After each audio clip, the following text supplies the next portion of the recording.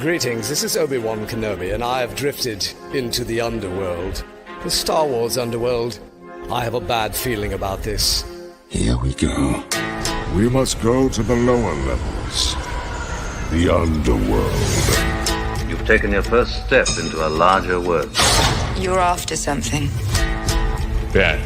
Since I've started the underworld, I've met so many great friends. Chris. I grew up in the 1990s, and mall packaging is nostalgic for me. Dominic. What I love most about Star Wars is that it's fun, and it's all-around good times. So, this is where the fun begins. May the Force be with us. This thing really moves! Woo! I like this! I can't believe you came all this way to see me.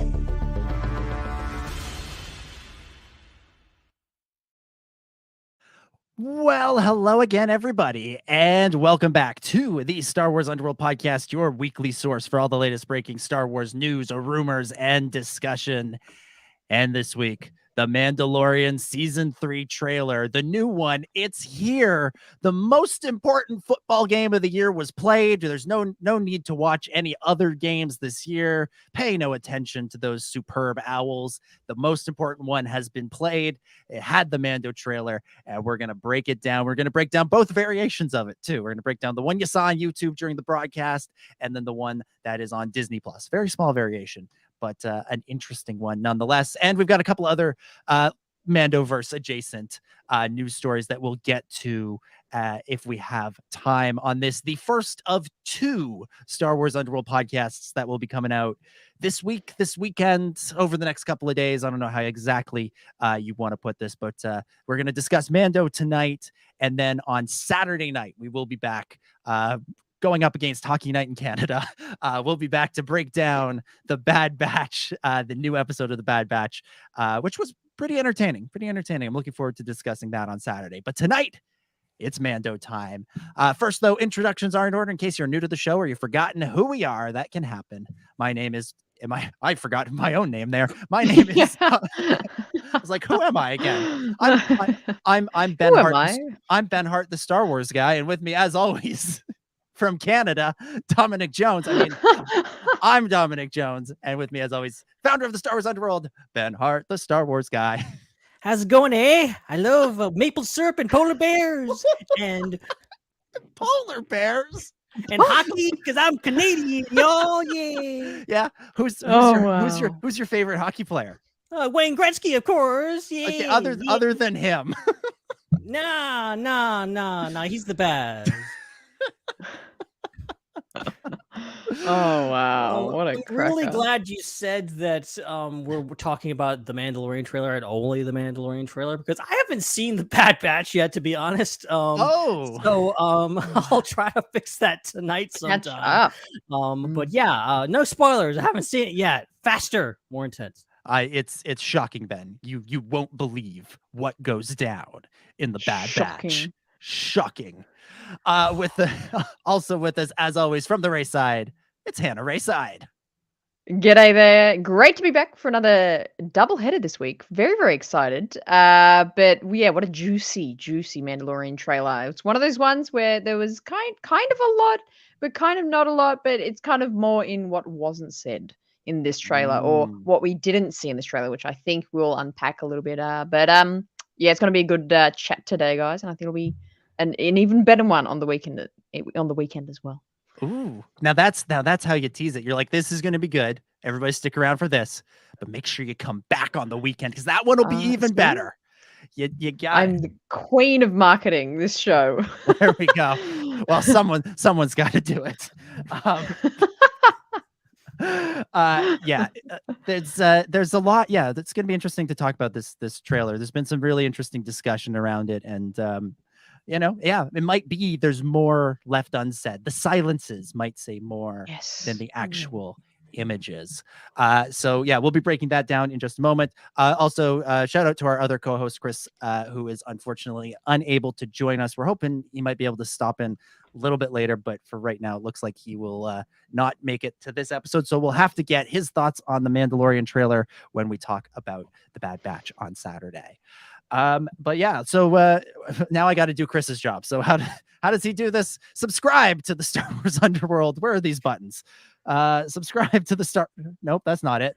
There it is. Punch the subscribe button, Chewie. That's what you do. Punch the subscribe button on YouTube, on Spotify, Apple Podcasts, wherever you get your shows. Make sure you subscribe to never miss an episode. And that way, you won't forget that if we do, say, 2 shows in a week, you will know.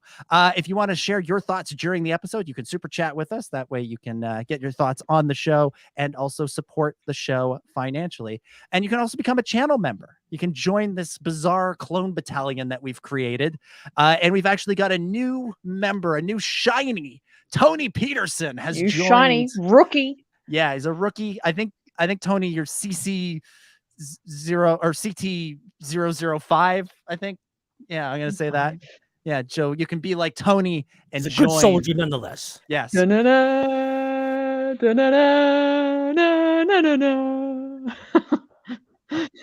And just like that. I got copyrighted? Yeah, I think we just got demonetized. Hannah, now you have to do that every single time for the rest of time whenever we get a new 10. Yeah, just a cappella clone theme. Let's do it. Exactly.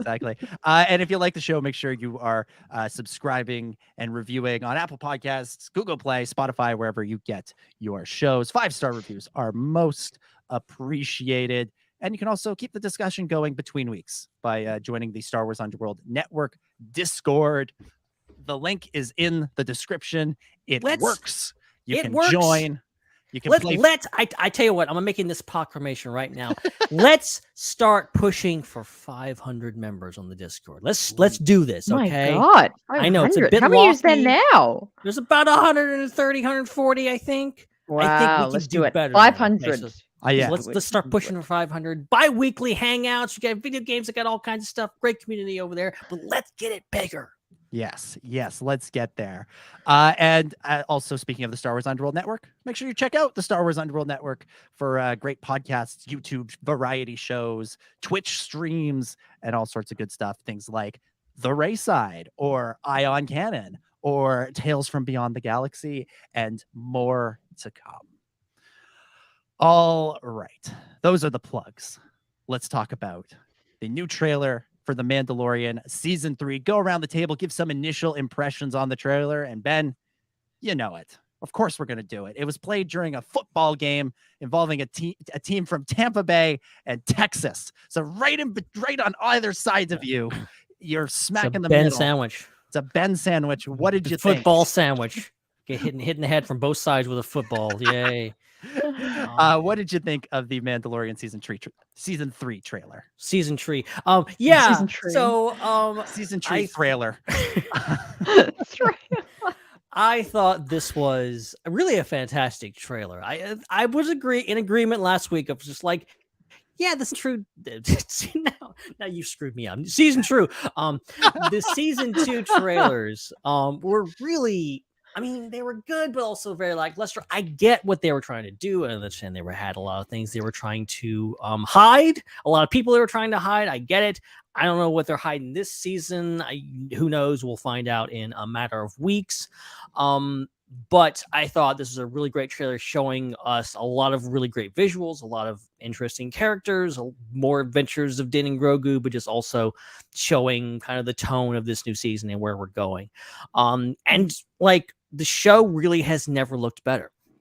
I think really, truly, like anybody that was like, oh, looking at Andor going like, oh, this looks amazing. Why didn't Mandalorian look like this?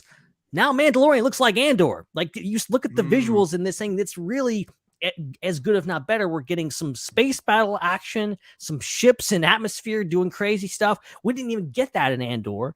And the fact that is that we're really getting some really cool visuals, and I hope some really interesting stories and some hints, perhaps, at what the big bad's gonna be, what's happening, who's coming, and I just really thrilling trailer, really got me hyped. Yeah, absolutely. I just have to say, season true trailer. Sorry. Hannah. Oh heavens! Oh boy! Get us back on track. What'd you think of the trailer? Yeah, I echo everything, pun intended, that you just said. I think this trailer was a really exciting trailer. It had lots of action in it.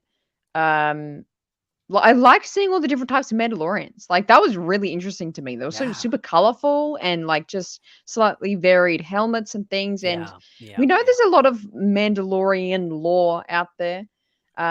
So legends and canon. So I'm really keen for this season to be going deep into that lore. So, and I think that looks like that's where we'll be going. But yeah, I've been super keen by this trailer. There hasn't been very many trailers in the past few years that have really, really kind of what's the saying? Whet my appetite. Wait, is that the saying? Yeah, I that's don't the know. saying. Yeah. Your speech. Your appetite. And but this one has indeed. So yeah, very, very hyped from this trailer. Yeah, absolutely. I mean, same here, obviously. Very, very excited about this trailer. Imagine if I came on and said, I hated it. It was terrible. It was all right. I want to talk about the Bad Batch. But I like we talked about last week, the season 2 trailers, as you said, Ben, they were hiding a lot, and as such, were kind of boring. And I remember they did a Monday Night Football trailer for season 2, and there was a lot of hype going into it. People were convinced we were going to see Ahsoka in it. We were going to see Ahsoka in a cantina, right, Corey? And so, I only make that joke because he made it himself. We were convinced, but we thought it just made sense that we would start to see some of these characters that were rumored to appear, and they didn't. And the trailer was a real nothing burger. It was really kind of bland. And so, going into this trailer, I was sort of half watching the football game as it was going on. And the whole time I'm thinking, like, what if it's another situation like last season? And it's just kind of meh. And I just, wasted part of my evening watching this football game, waiting for the trailer, which, by the way, we were actually short in our guesses last week for how long it would take in real time to get to the trailer, because it was after 9:30 that it actually debuted. That's right. Yeah. But when the trailer actually started and the first thing you see is all those Mandalorians, I was like, this is going to be good. I can tell this is going to be good. And then the next thing you see is just this like seemingly endless shot of Din and Grogu in the N1 Starfighter. And I'm like, oh, maybe not. Maybe there's going to be a lot of just guys flying around in ships. And then the trailer kept going. I'm like, oh no, this is it. This is a quality, good, solid trailer. I think my biggest takeaway, and this does relate to the beginning of the trailer with those first couple of shots of all the new Mandalorians, is I feel like this season 3, is the first time we're seeing the show we thought we were getting when it was first announced and rumored. Because I go back to those early rumors about this show in late 2018, early 2019.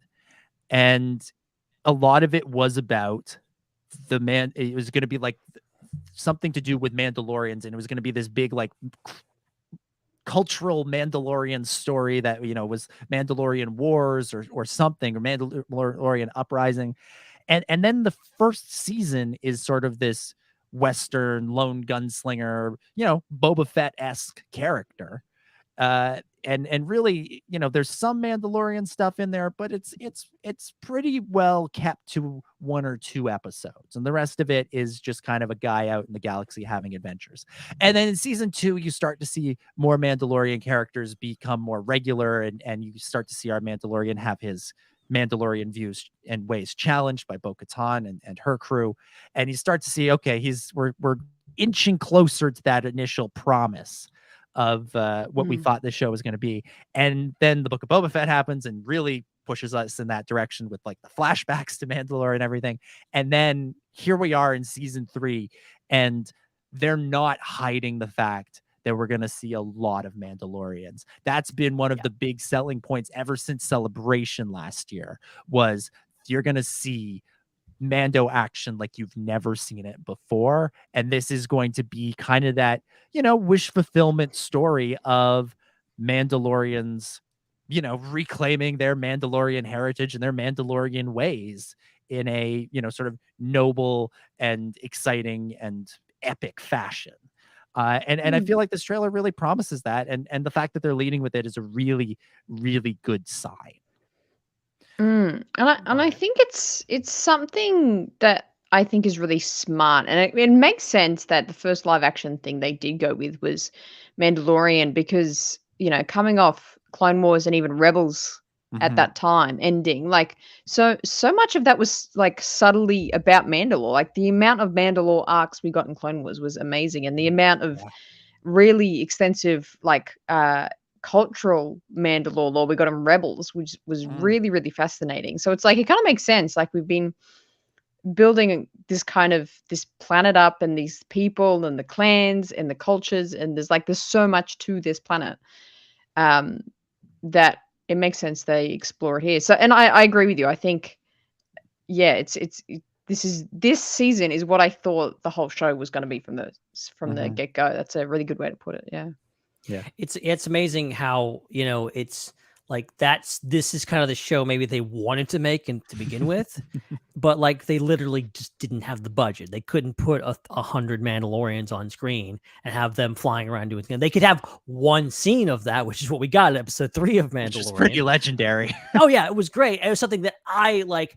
It was like getting that, like, oh, it's called The Mandalorian. What's this? And then getting the trailer and watch the first couple episodes. Go, okay, this is the show. It's about the Mandalorian. It's one Mandalorian and a child, and that we didn't expect. And so getting into that, and then getting the third episode, going, like, oh my god, this whole thing. Yeah. These Mandos. Now we're coming back around to. Now they got money. Now the Mandalorian's popular now. It's like one of the biggest shows on the planet. They got the money to spend on all of these people in real costumes doing this out in a real desert. And is it a real desert, or is it the volume? Somebody in our comment section said that Bryce Dallas Howard was shooting in New Mexico. Okay. Look, I trust our comment sections more than I trust other places on the internet. So I'm just going to go with that.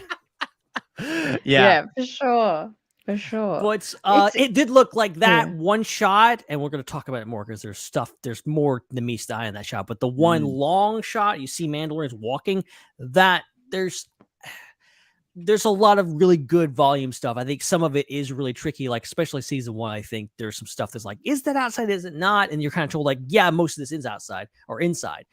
That shot just screams outdoors. It screams like natural lighting outdoors. I could be completely wrong, but it feels like a lot of this stuff was shot outside. This feels like the most opened up Mandalorian has felt. It feels like more of a mix of the volume and the on location shooting. And I'm saying like it looks more like Andor than it ever has. It's more leaning into that really sharp, just production value that I think we got used to with last year. And just again touching back onto the idea of like, it is actually kind of crazy that we're getting this show, like in terms of like 4 years ago, hardly anyone outside of the Star Wars sphere would know what the hell a Mandalorian was.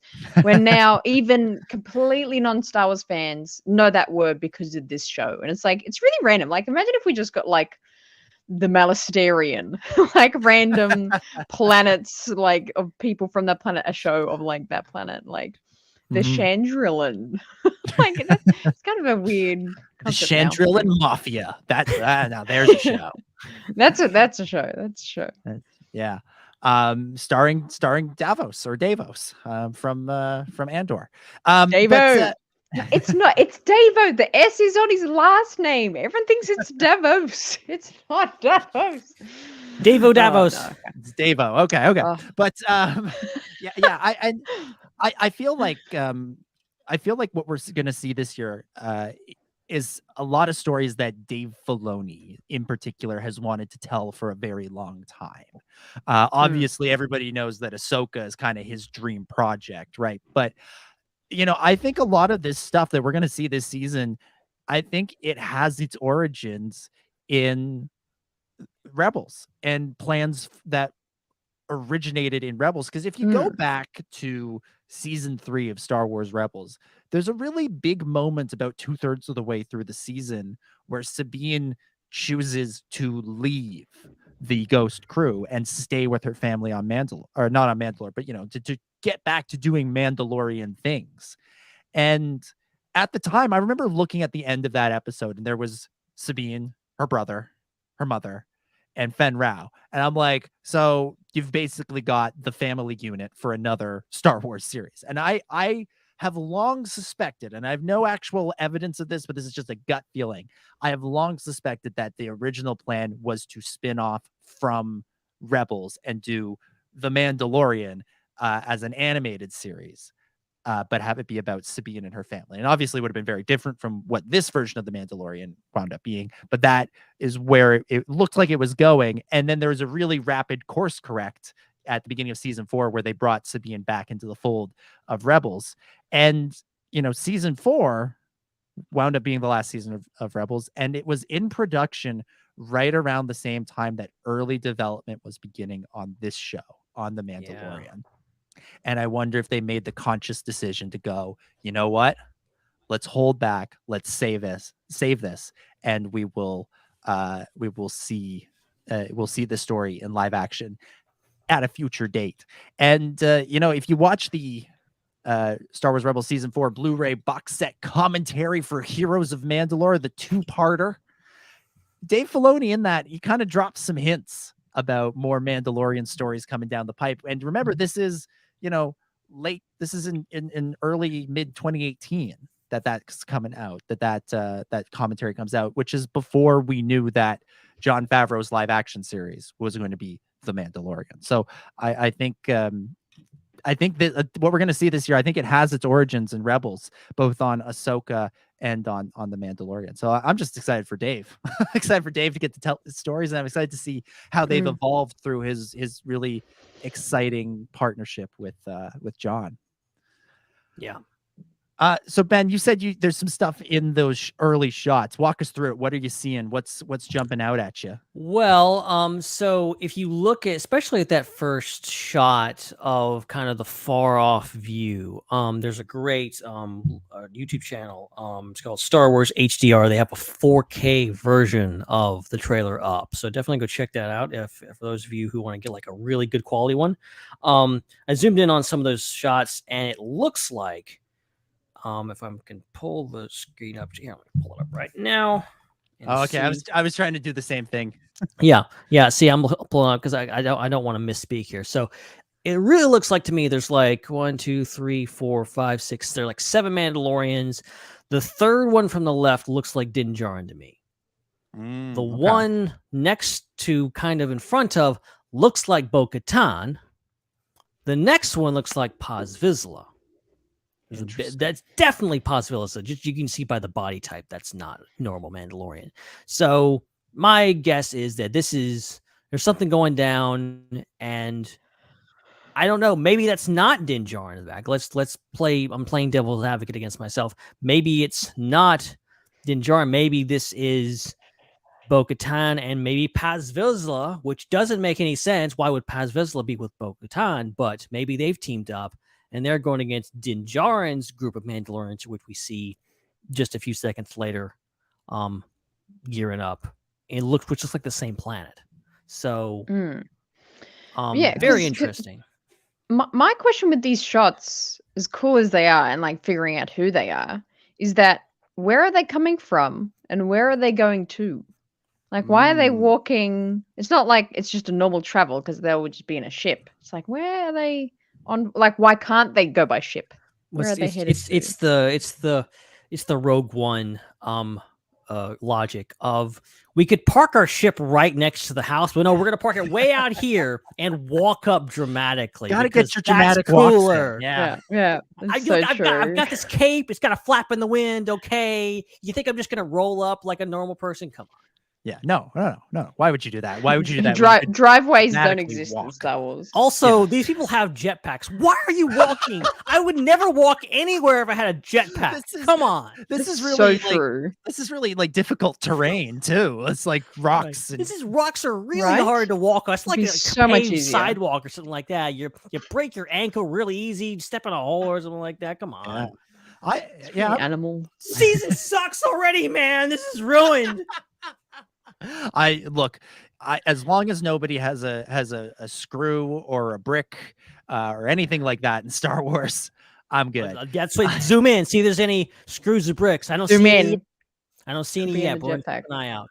Let us know. But yeah, that is sort of the ultimate question: is where are they going? What are they doing in this posse of people that don't typically get along, right? Like Mando and Pax Vizsla never, they didn't really see eye to eye the last time they saw each other. Bo doesn't have a ton of is actually barely in this trailer, but she was very prominently featured in the last one and was kind of pitted against Din, and yet there they all are together. What are they looking for? What are they after? Are they going to recruit other Mandalorians? Could this be more? I don't know. I'm intrigued. This is doing what a good trailer does. And with this just whole idea of we're seeing all these different types of Mandalorians, I know it's quite a bit of time after, but I've always wondered if there are any Mandalorians still around.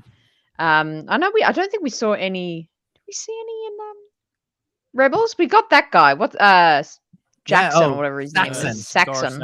Yeah, but he was cooked in that. Sabine. Didn't he die? Took care of him. He died. Yeah. But I'm like, I wonder if just, maybe even just a nobody, but just the armor. I'm more mean of just seeing like a Mandalorian armor on top. That yeah, would be like so cool. that'd be a cool little. There's some of those guys Easter left egg. over. Like, come on, just, if you put spikes on your helmet, you're not taking those off. Okay, you're leaving those on. Right? Cool.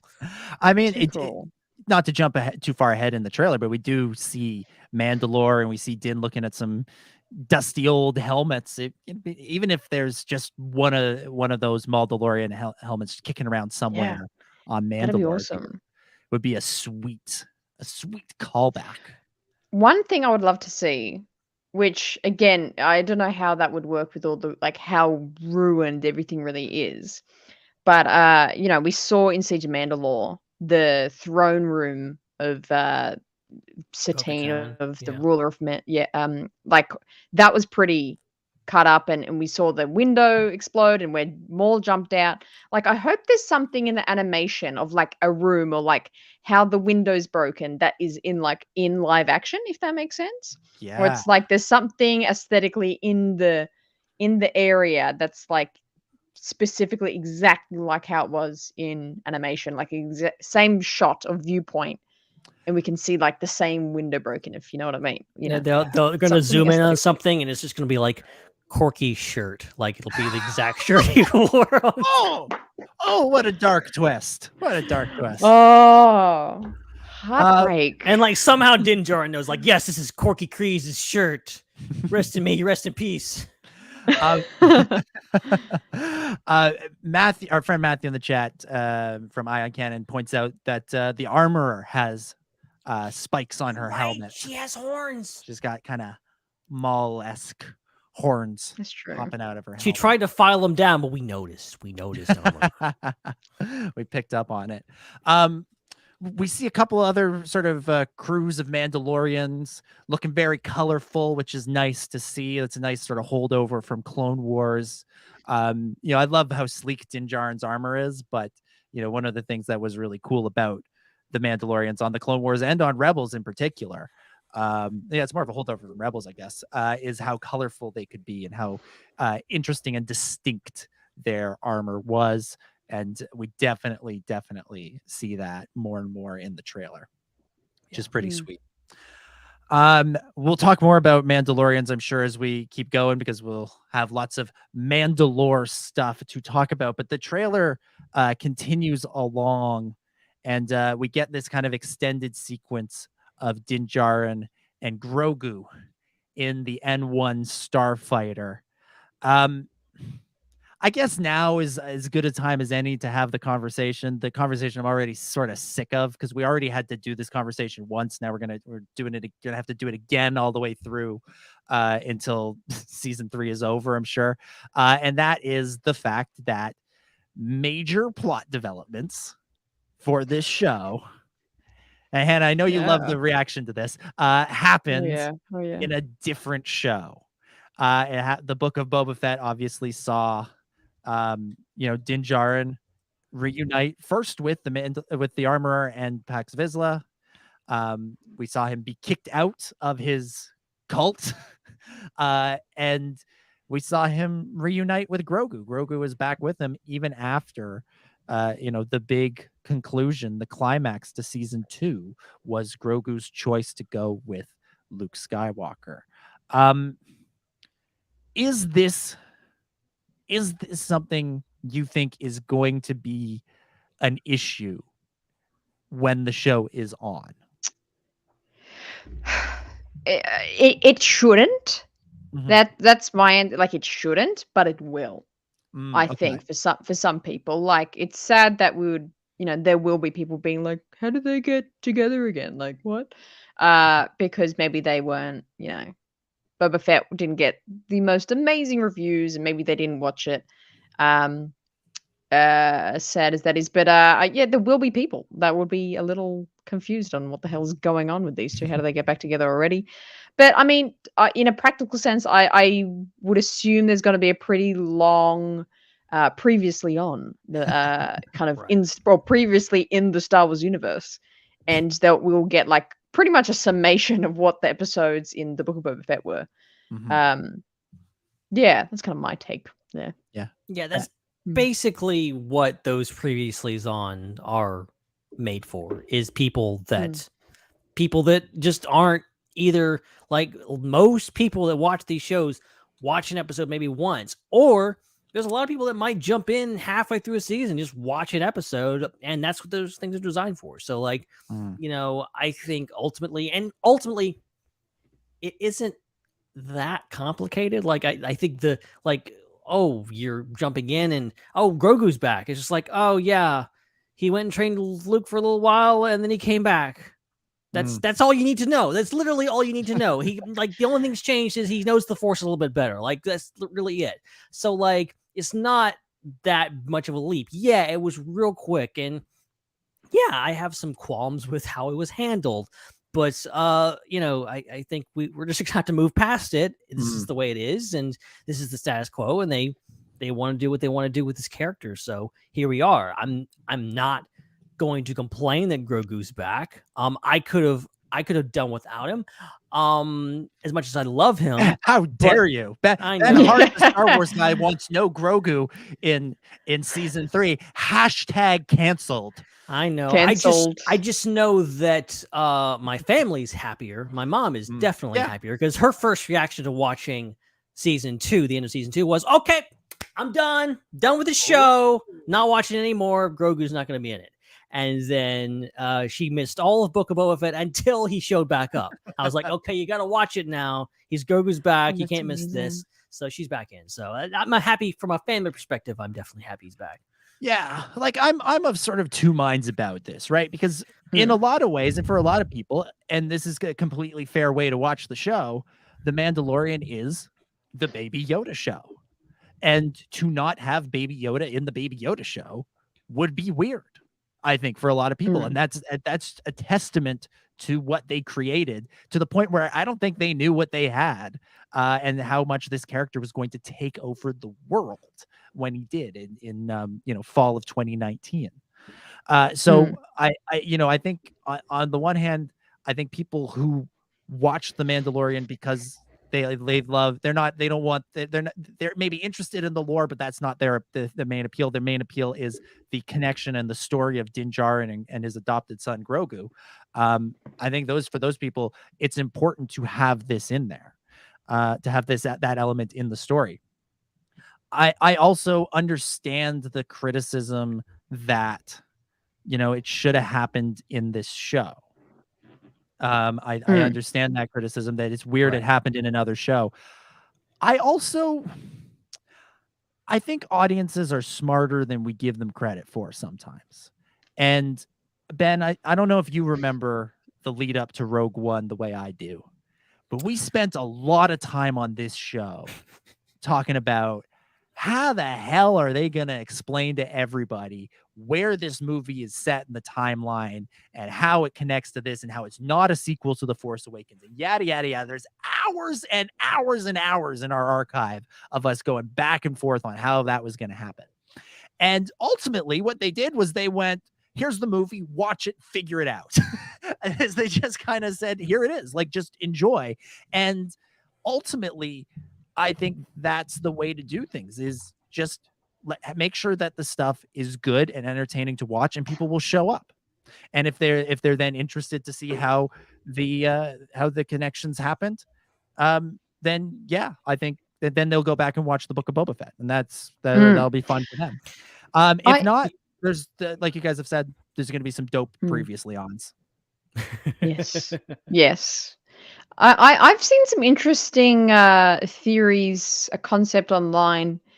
I don't know where I saw this or who said it, but I'll credit them if I can think of them. But the idea of in Mando, in the first or second episode at least, having kind of like a replay. So it's not in the previously on. It'll be like a part of the episode where we have kind of a flashback or a cutscene where Grogu is having just a very short flashback to when he was with Luke, and getting kind of just a slightly different POV of like, I think maybe Grogu's like point of view of like what was happening, or just a slightly different show of the series events that happened there. Like, okay.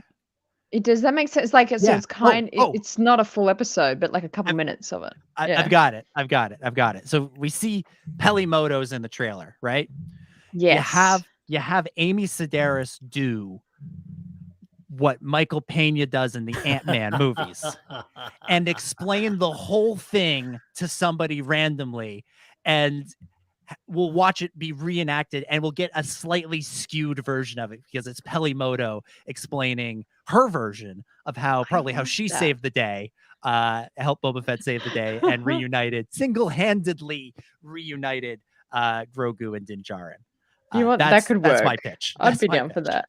Yeah. Anything with more Amy Sedaris. Let's do that. Let's do that.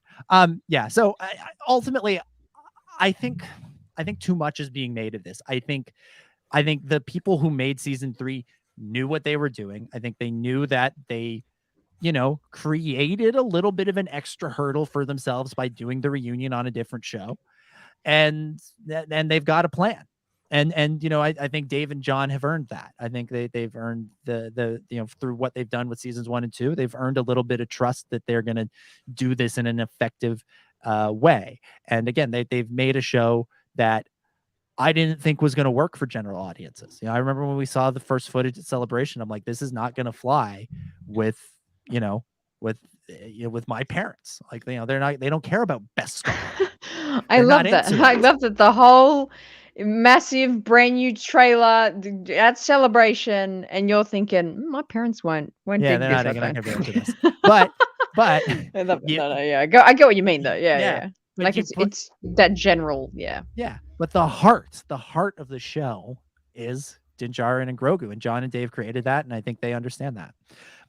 That said, I also understand and appreciate the criticism that it does feel like it was a choice to put these two back together that was made more out of like, crap, we can't not have them together than what they originally planned. Because I have a feeling there may have been a version of season 3 where Grogu wasn't in 6 out of 8 of the episodes, whereas now it's pretty clear he's going to be in 8 out of 8.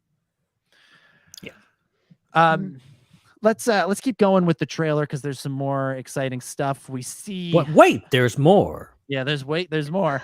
We see Mando back on Navarro. It's thriving. Grief Karga's got himself another sweet costume. I think we saw this in the previous trailer. Oh yeah, pimp. There seems to be a statue of IG-11 in the background, which is pretty great. Which later in the trailer appears to be destroyed. Just throwing out there. Ooh. Now that's, if you pay attention during the Mando action scenes, yeah. Now that's what I call a connection corner. We also see some Kowakian monkey lizards. We see Salacious Crumb They're not being sold as a delicacy on the street. They're actually up in the trees doing monkey lizard things. Fresh. I think they just call that pointing fresh. and laughing at people. Things are better. Things are looking better on Navarro, which is nice to see. And like in one of the shots, you can see, and someone in our comment section again saving me, pointed out that R5D4 can be seen running around in the streets of Navarro, seemingly following Din and Grogu as they're walking in. Yeah, so there's a shot later of R5 that appears to be on Tatooine. Right. It looks like he goes back to Tatooine to get the droid port like put back in and take out Grogu's little bubble. So maybe R5D4 is becoming part of the clan, and he's going to be like a co-pilot for them. And I think maybe they go to Navarro and R5 is going to be along for the adventure. Yeah, that would be cool. Yeah, Mando, he's one of few Star Wars heroes that doesn't have a droid that follows him around. Right. That's a good point. And also in the back, continuing connection corner. This is just Ben's connection corner. The whole episode is Ben's connection corner. The whole episode. There's a band in the background. I think it's behind either Grief or Armando. There's a Twi'lek. There's a Gan. There's another alien there. And they're playing. They got like space guitars. It's real cool. I love it. I love a good Star Wars band, whether it's the Cantina band or those guys in Maz Kanata's castle. Gotta love a good Star Wars band. So we then see more shots of the Mandalorian and Baby Yoda flying in their ship, flying through the rain this time. And then we see the armorer, and Din tells her he's going back to Mandalore. This connects back to the Book of Boba Fett, where we learned that the way to purify a Mandalorian who has strayed from the path is to go to the mines of Mandalore and to, I don't know, I can't remember, like, the bathe in the waters of the crystalline something or other. I don't know. It's very sci-fi. Take a bath somewhere. The sacred waters in the mines of Mandalore or something like that. The mines of Moria. No, wait, that's something else. Yeah, I was about to say that though. Pretty interesting stuff. I'm very excited to actually see live action Mandalore, which we see in the very next shot of destroyed Mandalore. Ben, what do you think? We're finally going to Mandalore in live action. What are you hoping to see? What are you excited to see here? Yeah, it's pretty crazy that after all these years we're finally seeing this massive piece of Star Wars animation history with the city of Zendari. We've seen a lot of times, finally in live action, but it's been nuked. So it's kind of, there's nothing left of it, and it's kind of sad, but also just so cool. And just the fact of like, there's Mandalore being this place that's just been in perpetually just gripped by violence and death and destruction, and what little was left of this planet that was already introduced to us in Clone Wars as being war torn and like wiped clean. It had been been through so many wars. Now the one little bubble of civilization is gone. Like, what does this mean? Like, where do we go from here? I'm very curious. Like, what is the arc for this? What is the sort of, what is there to, why do you want this planet? Just go to another planet. Like, why do you want Mandalore? But like, what's here? It's it's very interesting, and just the visuals is just amazing that we're finally going there. I don't know what's gonna happen, but it seems to be that this, just seeing the little bits of things, you can kind of see a little bit of like, oh yeah, there's one of those beams that Ahsoka and Maul dueled on that one time. That's cool. Yeah. If you look at kind of the left hand side of the frame, if you go to about 48 seconds into the trailer, which is where you see the shot that Ben's describing, does that look like a bit of greenery there, or am I seeing? Yes. Yes. Yeah, it does. That's green. That's like a forest. forest. Yeah, of some sort. As you pointed out, Ben, all we've seen of Mandalore is the ripped up, war torn version of the planet. And now that it's seemingly basically been uninhabited for 2 decades or a decade or something, maybe nature's starting to return. It's like those simulations of like what happens to a city after all the humans die out, and it's like within a couple of years the buildings are covered in plants, and it looks really cool and It's really like beautiful Chernobyl. and horrifying at the same time. Yeah. So I don't know, it might be nice to see a little growth, a little hope, symbolic of the Mandalorians reclaiming their roots and their history. Yeah, I'm excited. Because when we saw it in Rebels, which is the most recent time, it was desolate. It was like, is that right? It was like just, it's pretty desolate. Like white plains of like nothing kind of thing, right? So yeah, it is like okay. If there was no one here, it's as if I don't know what the logic was, because it was kind of just this white, just almost like the void from another Clone Wars episode. Really, it was Rebels had no budget and couldn't do the cities, so they had to come up with something. Just a desert and a dome. That was it. But like I think maybe the whole idea maybe was like it's been like nuked and it's like radioactive and nothing can grow, and there's just nothing there. But now it's been a while. The whole thing's, they just abandoned it. Like the Empire just like bombed it to hell, and now there's nobody been living there, and now maybe nature's starting to reclaim it. And like I'm just curious, what are the mines? What's going on here? Like, what's coming? What is it? Where's the throne? Where are they going to be fighting over? Because Mandalorians got to fight. Okay, they got to fight over something. What are they going to fight over? Yeah. We'll come on to the mines in a little bit. In our live chat, Diablo Cooling asks an interesting question: will we see Sabine in the show? Obviously we don't know. Hands up, don't know whether or not Sabine's in the show, but she's kind of the one that's left of all the characters we would have thought would appear in a show called The Mandalorian. We've had Boba Fett, we've had Bo-Katan, we've had Cobb Vanth, and we've even had Ahsoka. And again, we were talking about the Rebels connections earlier. She's kind of the missing piece, and we know she's in Ahsoka. Natasha is going to play her in that show. It wouldn't shock me to see her debut in The Mandalorian somewhere along the line, and then along with Ahsoka, transfer over to Ahsoka. And the whole dynamic of Sabine, she's a very important linchpin in the reason Din Djarin has the Darksaber at this point.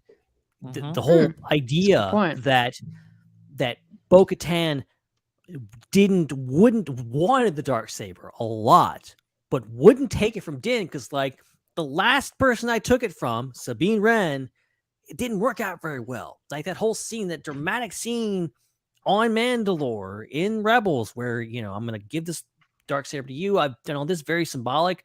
I always had mixed feelings about that scene, because I'm like, Sabine, you won this thing. Like, you're really badass with the Darksaber, but I get it. I liked the idea of that scene. That's that course correction I was talking about. Right. Yeah. There was something going on there. I wish they would come clean about it one of these days. But I like the idea of the fact that the Mandalorians constantly fighting over this thing. You have this weapon that literally you can't take it from another person unless you kill them. You have to beat them and kill them, and then you can take it. And the whole idea that like Mandalorians are getting better, they can just hand it off. I can say, oh, I don't want to be the leader. You be the leader. I'm trusting in you. I'm going to give you this weapon without violence. That's symbolic. That's very telling of Mandalorians maybe evolving out of their warrior ways. But to have that really backfire on them, and what we see here in season 3, which is this destruction of Mandalore, and the Darksaber winding up in the hands of some dude with a baby, and Bo-Katan not being happy about it. Like, I think throwing Sabine in the mix would be fascinating. Yeah. Hannah, what do you think? Yeah, I think, again, coming at it from like a logistical point of view, I think Disney will want people to be tuning in to watch the Ahsoka show. But granted, just by the nature of her character, like she is less popular than Boba Fett, even per se. So I think, especially, they know so many people will be tuning into this season of Mandalorian. I think it'll be very, very smart on their half, and I think this is what will happen: is that they will show Sabine, and it will be in a super cool way. And I kind of like what you brought up there, Ben. It's like, I think it'll be in some kind of the standoff kind of stalemate thing that Bo-Katan and Mando have going on. I think it'll be during that, like, they're about to face off, or they're about to duel. Like, Bo-Katan's just really intense, and Din's like, I don't care, and it's gonna be like in a dramatic way. And then it's like Sabine arrives, and she's going to be presented as a really, like, just very stoic, very like dramatic entrance. She does, stops them. I don't know, does something really, really interesting and cool. And I think she's going to present really cool. She is a really cool character, but she's gonna, they couldn't present her like that. So then then they'll be like, what's Ahsoka? Not in the show, no. Right. But they'll be like, if you want more, like, I think a lot of the advertising further on then being like, okay, let's see Ahsoka, and let's see this cool ass Mandalorian Sabine in this other show as well. So for that reason, I think she really, I would be so surprised if she's not for like half an episode in this season. And I think with these shows, with these quote unquote cameos, and we use that term too loosely. Yeah. But like, the whole idea of introducing these characters, you really are introducing these characters. Like, I think an important part of pulling these characters, especially from animation, from a lesser known medium, maybe a lesser known thing like Rebels, which has got its own massive fan base. But again, to my parents, they don't know who Sabine Wren is. Nothing, okay, that's gonna be to them. That'll be a completely new character when she shows up, and you have to treat it that way. You have to go, okay, we're introducing this character. We are doing a sales pitch on why you should be invested in Sabine Wren. Why all these other people love Sabine Wren. Here's why you should love her too, because she's a really cool character who's very integral to this story. And the same thing they did with the Jedi, which I think they did superbly, which is bringing Ahsoka in and saying, okay, here's why this character is important. Here's why this character's badass. She's cool. She's interesting. She's got this rich backstory. Here's why you should care about her. And, that's the whole thing with these shows is I think, obviously Sabine Wren will be completely new to a lot of people, but I think this will obviously be a great setup for the Ahsoka show or whatever, because I don't see a future where Sabine is going to be a huge part of all these shows. They'll do what they did for Bad Batch season 7. They'll do that. They'll have a really cool, that was a really awesome arc in season 7 of Clone Wars with the Bad Batch, and then Clone Wars ends, and then they're like, so we think you like these guys, like, well, here's like the logo to Bad Batch. Like, obviously we already know Ahsoka's coming, but it's just like, I think in the advertisement external to the show in our world, they'll really be like, I don't know, but I don't know if they would want to spoil, even though, have they officially announced Natasha, or is that just like, because she was at Celebration. Oh yeah, of course. Of course. So I think you're onto it right there, is that you introduce Sabine in Mando, you have Natasha's real introduction to the world as this character be in that show, and then when you're marketing Ahsoka, you market the hell out of Ahsoka and Sabine. Here are those two characters from the Mandalorian. Yeah, and use and the also clips Rebels. of them in the show, being like, that's them. Guys, remember those cool people. Let's just be honest here. We're sitting here talking about, well, what if Sabine shows up? There's going to be a whole episode 6 of this season. Din Djarin and Grogu, they're not even going to be in it. It's just going to be all about Hera and Sabine and Zeb and Ezra and Thrawn. They're going to throw them all in there. It's going to be Rebels 2.0. And you ain't going to forget about Mando. Yeah, exactly. That it'll be the Mando episode of Boba Fett. It'll be the same thing. We'll have the Rebels episode of Mando. It'll be like, and Boba Fett's just sitting in the corner like, "Yeah, I'll see how you like it." Yeah. Well, Boba Fett can be in it. He can be in the Rebels episode. Yes. Oh my god, yes. Oh my god. Honestly, do it. I mean, like, I know how much I would hate it. Okay, I'm not saying that's not a bad idea. I know how much I complained about it on the other show, but a live action episode of Rebels, hell yeah, let's do it. Come on. I want to go back to one other thing because I really like the way you suggested that Sabine could come into the show, Hannah, which is as kind of a peacemaker amongst the Mandalorians, because that would be really true to her character in Rebels, because she, as much as she's a Mandalorian, she was a Mandalorian who was trained by a Jedi. And that would be, unfortunately, Kanan is probably the member of the Rebels crew we're never going to see in live action because he's dead in season 4. But, his influence and his importance on those characters, I think, will be felt not always in obvious ways, not always with, a character sitting around going, God, I remember a time when Kanan told me, and it relates perfectly to this situation. That's probably not going to happen a whole lot, but we'll see it in the little moments if they're smart.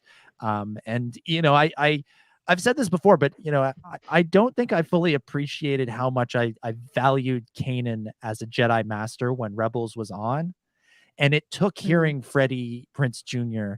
in The Rise of Skywalker when he said his line to Rey at the end there, where I realized, oh yeah, this guy belongs with all the Jedi Masters. Like, this is a mentor character that we spent a lot of time with, and we learned a lot from. Kanan is a great mentor character in Star Wars, and so he belonged in that scene. And so even though I doubt we'll see him in the show, I want to feel his presence in meaningful ways. And Sabine as the peacemaker, that would make Kanan proud. Yeah, and there is that. Yeah. I like your point about Sabine being trained by a Jedi. Grogu is a Mandalorian trained by a Jedi. Yeah. Like that whole connection there. And you have Ahsoka, who is a Jedi, who is, and these kind of, all of this kind of like, you could look at this as maybe like the education of Grogu, in the sense of all these people coming together with different points of view, kind of informing his story. And also informing the legacy of Mandalore. And trying to find a better way. I love the moment at the end of season 7, in Shattered, where Ahsoka tells Bo-Katan, "Look, your people need a new leader. Like you need to find a new way forward. This is not good. This is like the 8th time you guys have like had a real big battle in this one city." She's like, "This is not the way." So, so I like the idea, and like their city is in ruins. Their planet where they're from is gone. Like, how do they work this out? How do they? And Din Djarin starts this trailer talking about their people are scattered, and we can only assume he's going to be one of the people, if not the person, to unite Mandalore and bring everyone back. Yeah. That seems to be the direction we're headed. Yeah, absolutely. Let's keep going with the trailer, because we got there's a lot more, a lot more to get to. Oh yeah. As we mentioned, we see R5 seemingly on Tatooine. We see Pelimoto's back there. Din seems to make a stop back on Tatooine. Love the pit droid with the kind of airport sticks. It's pretty cool. Love that. Then we see a shot that we got a little bit of this in the celebration trailer, and I never really fully understood what was going on here, and I still am sort of fascinated by it. Grogu in the cockpit of the N1 starfighter looking at a bunch of fireworks. What the hell is going on here? I want to know. Do you have it? Are we putting it on the screen? I can pull it up here. Yeah, give me a sec. Can you pull it? I can't remember. Like, I thought at first it was Navarro, but I think it actually is like Mos Eisley or Mos Espa. You know what has been a question on my mind for many years as a Star Wars fan? we know a lot about Boonta Eve, but it's an Eve. So Boonta is the event, right? What's Boonta? Like, maybe it's a Boonta celebration, right? We only know of Boonta Eve. It's like, no, I want to know the event. Maybe it's that event. That feels like it needs fireworks. Yeah, celebrate Boonta with some fireworks. Right? Okay, show yeah, us so what's going I on. got it Yeah. on Wow, the screen. Yeah. We see Grogu looking at it through the cockpit, and then a second later, you see the starfighter flying amongst it, and I don't know where that is. Like, it looks like the architecture looks like Tatooine to me. Okay, but I mean, it could be. Boonta. I mean, there's a lot of the Boonta celebration. Could be Batu, as far as I know. I mean, come on. Yeah, that's true. They have fireworks every night in Batu. Did you know that? It's true. Did you know that? It's true. I would love to see a scene on Batu, and I would love it if it were shot in Galaxy's Edge. They could do it though, couldn't they? They really could. The details. It's down the street, and like, you know, the park shuts at midnight and it doesn't open again till 8. You hurry in there real quick. The sets are already built. Get those lights, get those cameras, get those actors in there. If they can shoot in Canary Wharf, they can shoot in Disneyland. Come on. yeah, maybe. So, interesting. Maybe it's Boonta. But what are they celebrating though? Is it 6 years since the Battle of Endor or the Battle of Jakku? Or I was kind of wondering if that has something to do with people still celebrating Empire Day. Maybe this is. Oh, I love it. I love it. Maybe this is connected to the Book of Boba Fett, and they're celebrating the Pike Syndicate being destroyed or something. You know, make a really random reference to what we see in Book of Boba Fett of some sort. Yeah, I mean, like, there's all these shots of like what seems to be Din leaving Tatooine. It honestly wouldn't shock me. I know we saw at the end of Book of Boba, the starfighter in space around Tatooine. It wouldn't shock me if we start the season on Tatooine, and it's like, I mean, it genuinely is Peli Motto going, "What a crazy adventure that was! All right, bye." And they fly away. And maybe they have a big party in Mos Espa, celebrating the defeat of the Pikes and celebrating their new, their new crime lord, Daimo. Their new Daimo, yeah. Boba Fett, where he immediately resigns anyway. Yeah. They're celebrating his resignation. That Twi'lek guy, he's the new mayor now. Oh, I love that guy. I love that guy so much. He is so great. Oh my god. Then we see the the title card says March 1st, streaming March 1st, and then it's just like we're back on Andor. Coruscant is back. Yes. And not just Coruscant, but Dr. Pershing cruising the skies, cruising the sky lanes on Coruscant. Something's going on here. I've spoken to him. And what did he say?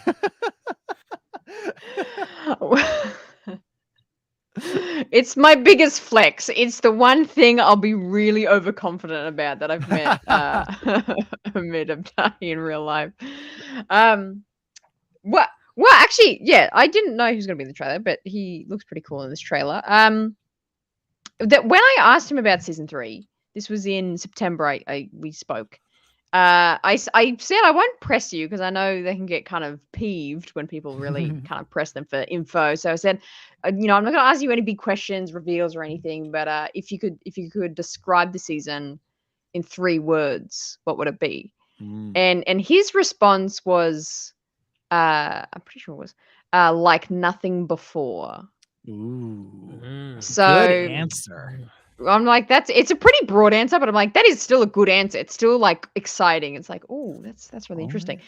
But anyway, you know what? This is nothing like we haven't seen Coruscant before in Mandalorian, at least. Yeah. And this feels more like, I'm gonna say Coruscant classic. Like, I feel like we got a very specific vision of Coruscant that was it was through Andor's lens. Right. And I loved it. I loved seeing Coruscant. That was terrific. And very imperial, very like stark and black and white and gray and, not very lively. Yeah. But these shots look like, this looks like if you showed this to me and said, this is a deleted scene from Attack of the Clones, I'd be like, yeah, sure. That makes sense. That looks like it. This looks like the end of Return of the Jedi.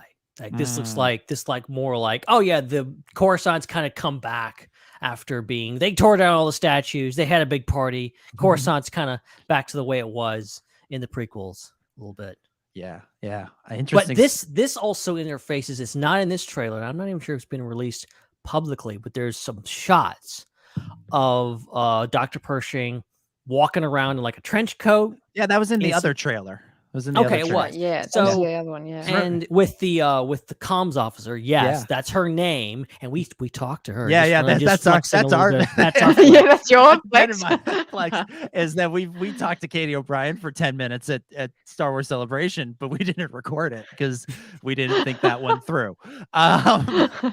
Look, sometimes not everything has to be on the clock. Okay, you can just talk to someone and just have an experience with them, and not go, "Oh, would you like to speak into the microphone, please?"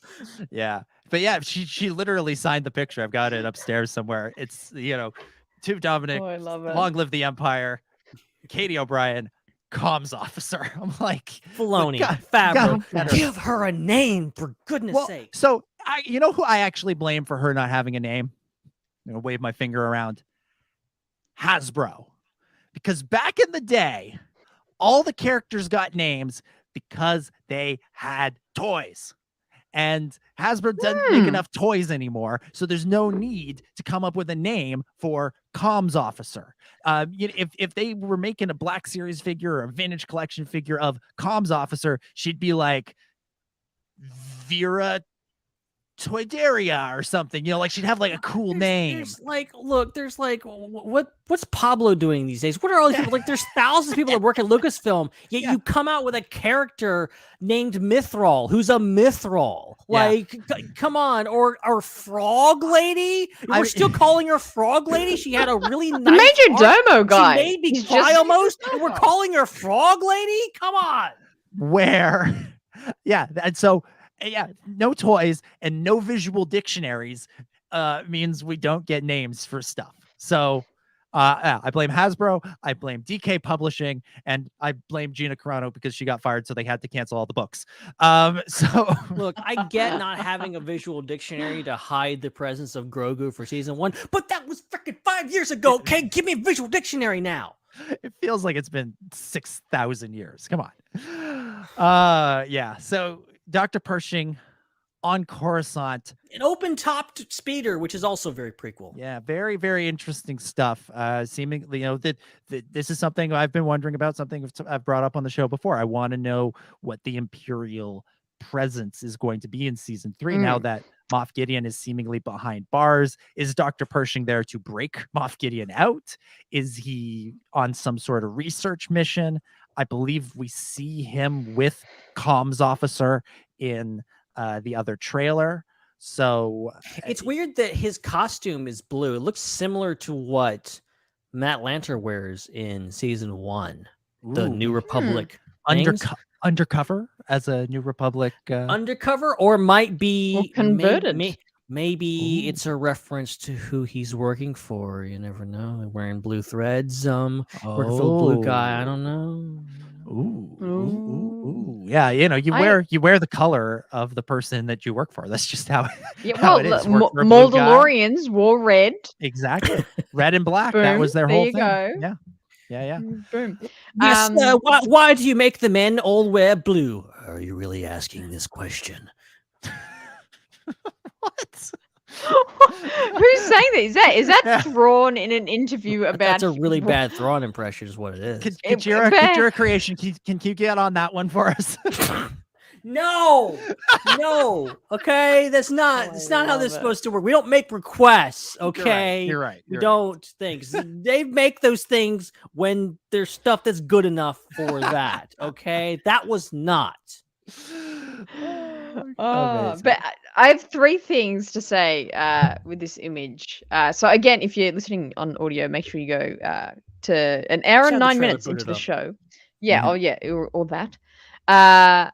Point one, is that a Sith droid, or is that just me, or is that droid got Sith eyes? Come on. Definitely got yellow eyes. Interesting about the droid is it looks to be one of the ones that was like really heavily based on the original Macquarie design, like Which- that Yeah. first design, which I don't. Correct Which me if I'm wrong here. yeah, go ahead. No, I'm just saying. I don't think it's shown up in live action yet. I think it's been in animation a lot, but I Yeah. think this may be the first time we've seen one of these in live action. Yeah, and just the film student in me has to point out that the original 3PO concept was based on the robot from Metropolis. Sorry, just had to get that in there. Just completely involuntary, just slipped out. Yeah. It's a cool design though. It looks good. I like it as a pilot droid. Yes. So that's one. That's one. My second point is half of this Coruscant conversation, I have been trying to figure out what the building is like above Pershing and like what's this underworld underneath. When I realized it's the background of the StreamYard we are in. It's not a part of the image. It's the background of the actual show. I'm like, oh, there's like an open. What a weird looking building, and like how weird does the bottom look of going down and it's like kind of foggy, and I'm like, oh no, that's just our background of our Does show. this make it clearer? I've switched it to Jabba's palace. What are they doing flying through Jabba's palace now? No, but yeah, that was I only just really very recently figured that out. My third point, back to what kind of vessel this is. This does remind me of the Zero where Cad Bane and that gang go break out Zero the Hutt out from those kinds of episodes. prison. So I think it's I hope it's that same vehicle. Nice little Nice. I like when they use the same vehicles. Yeah. That's cool. That's cool. So Dr. Pershing on Coruscant. And then we hear somebody talking about Coruscant. And it's somebody I'm very excited to see in this new season. That's Mr. Carson Teva, aka Appa from Kim's Convenience, aka Paul Sun Young Lee. I want to say, if you go back to Radio Razor Crest season 2, during one of the Carson Teva appearances, I made this whole point and I threw it out there for discussion about how he seems to be the only guy that really knows what's going on. He's the only one that's not buying into the myth that the Empire is gone and that this probably spells doom for him. And I threw it out for discussion and nobody wanted to pick up on it. Nobody was interested. I've been holding on this grudge for 3 years now. And so I don't think this happened. I don't recall this.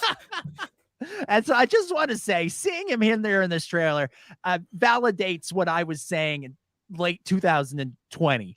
That's what I'm saying. Anyways, but very, very excited to see him back. And actually, I actually have something really cool for right now because I actually have something that's not in the trailer that's from season 3 of The Mandalorian. I've got an exclusive image from season 3. Featuring Carson Teva. It's actually a scene of Carson Teva in a cantina. And it's a really big scene. It's a critical scene. Oh my God. And nobody knows about this. This is an exclusive. This is a scoop. We've got a scoop. A scoop. New image. Yeah. So this is Underworld scoop. Yeah. Check this out. Bang.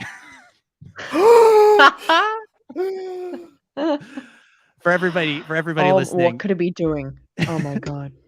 For everybody listening, it's a picture of me and Paul Sun. Who's that weird alien next to him? It's a picture of me and Paul at a Halloween party a couple months ago. He is in his full X-Wing cosplay, and I am holding a very blue drink in my hand. What do they call the blue drink? They call it, what's that? Spotchka? Yeah, Spotchka. They called it. So this was at a party. This was at a party that Paul threw at a geek themed bar in Toronto called Stormcrow Manor, and they were serving New Republic Spotchka, and that's what I'm drinking in the picture. Oh, I love that. That's brilliant. Wow. I've come to find out since then that if you go to Stormcrow Manor on other days that it's not a Star Wars party hosted by a Star Wars actor, that drink's not called New Republic Spotchka. It's called Romulan Ale, and I feel dirty for having drank it. That Star Trek nonsense out of here. Traitor! No, I'm kidding. It was really good. It was really good. Kirk loving Spock suckers. It's really good. I'd get it again. But yeah, I'm really, really excited for Paul to be a big featured player in season. He's killing season 3. it, man. He's like killing. Like he's the guy out there. I love that he's the one like saying like there's something coming, which has been a theme since the beginning, since he showed up, and even before he showed up. But now having someone on screen going like, yeah, there's stuff happening, and like I don't know. Has Carson Teva like did he have a run in with Thrawn? Like he's like, dude, there's a blue guy out there with red eyes. He's coming. You gotta come. You gotta take him out.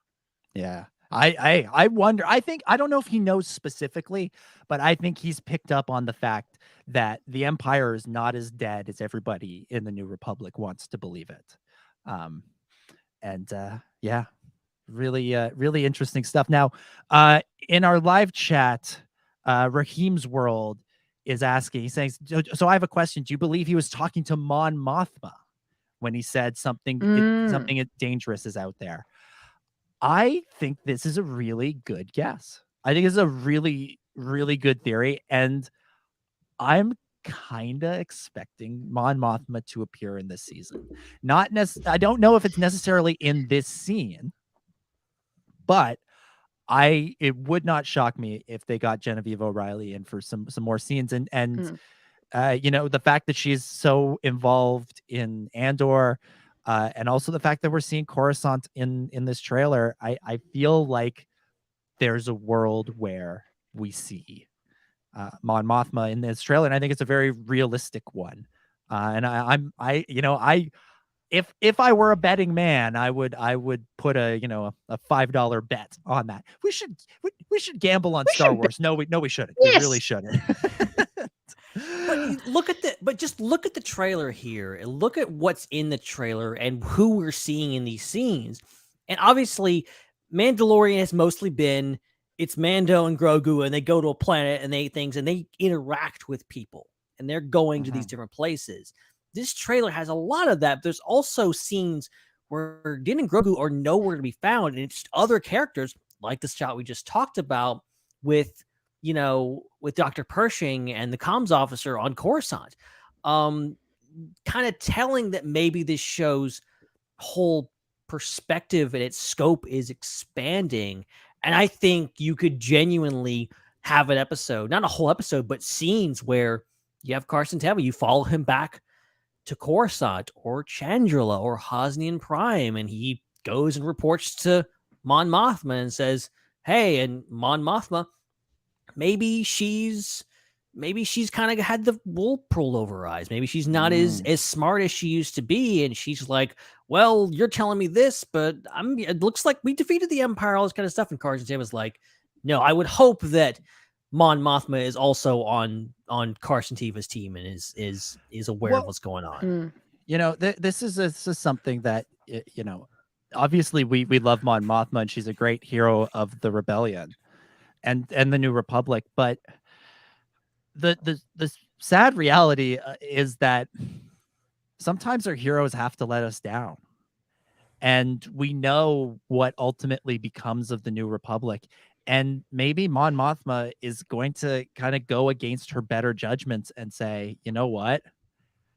We can't focus our resources out there on this potential threat, even if, someone as wise as Carson Teva wants us to go out there.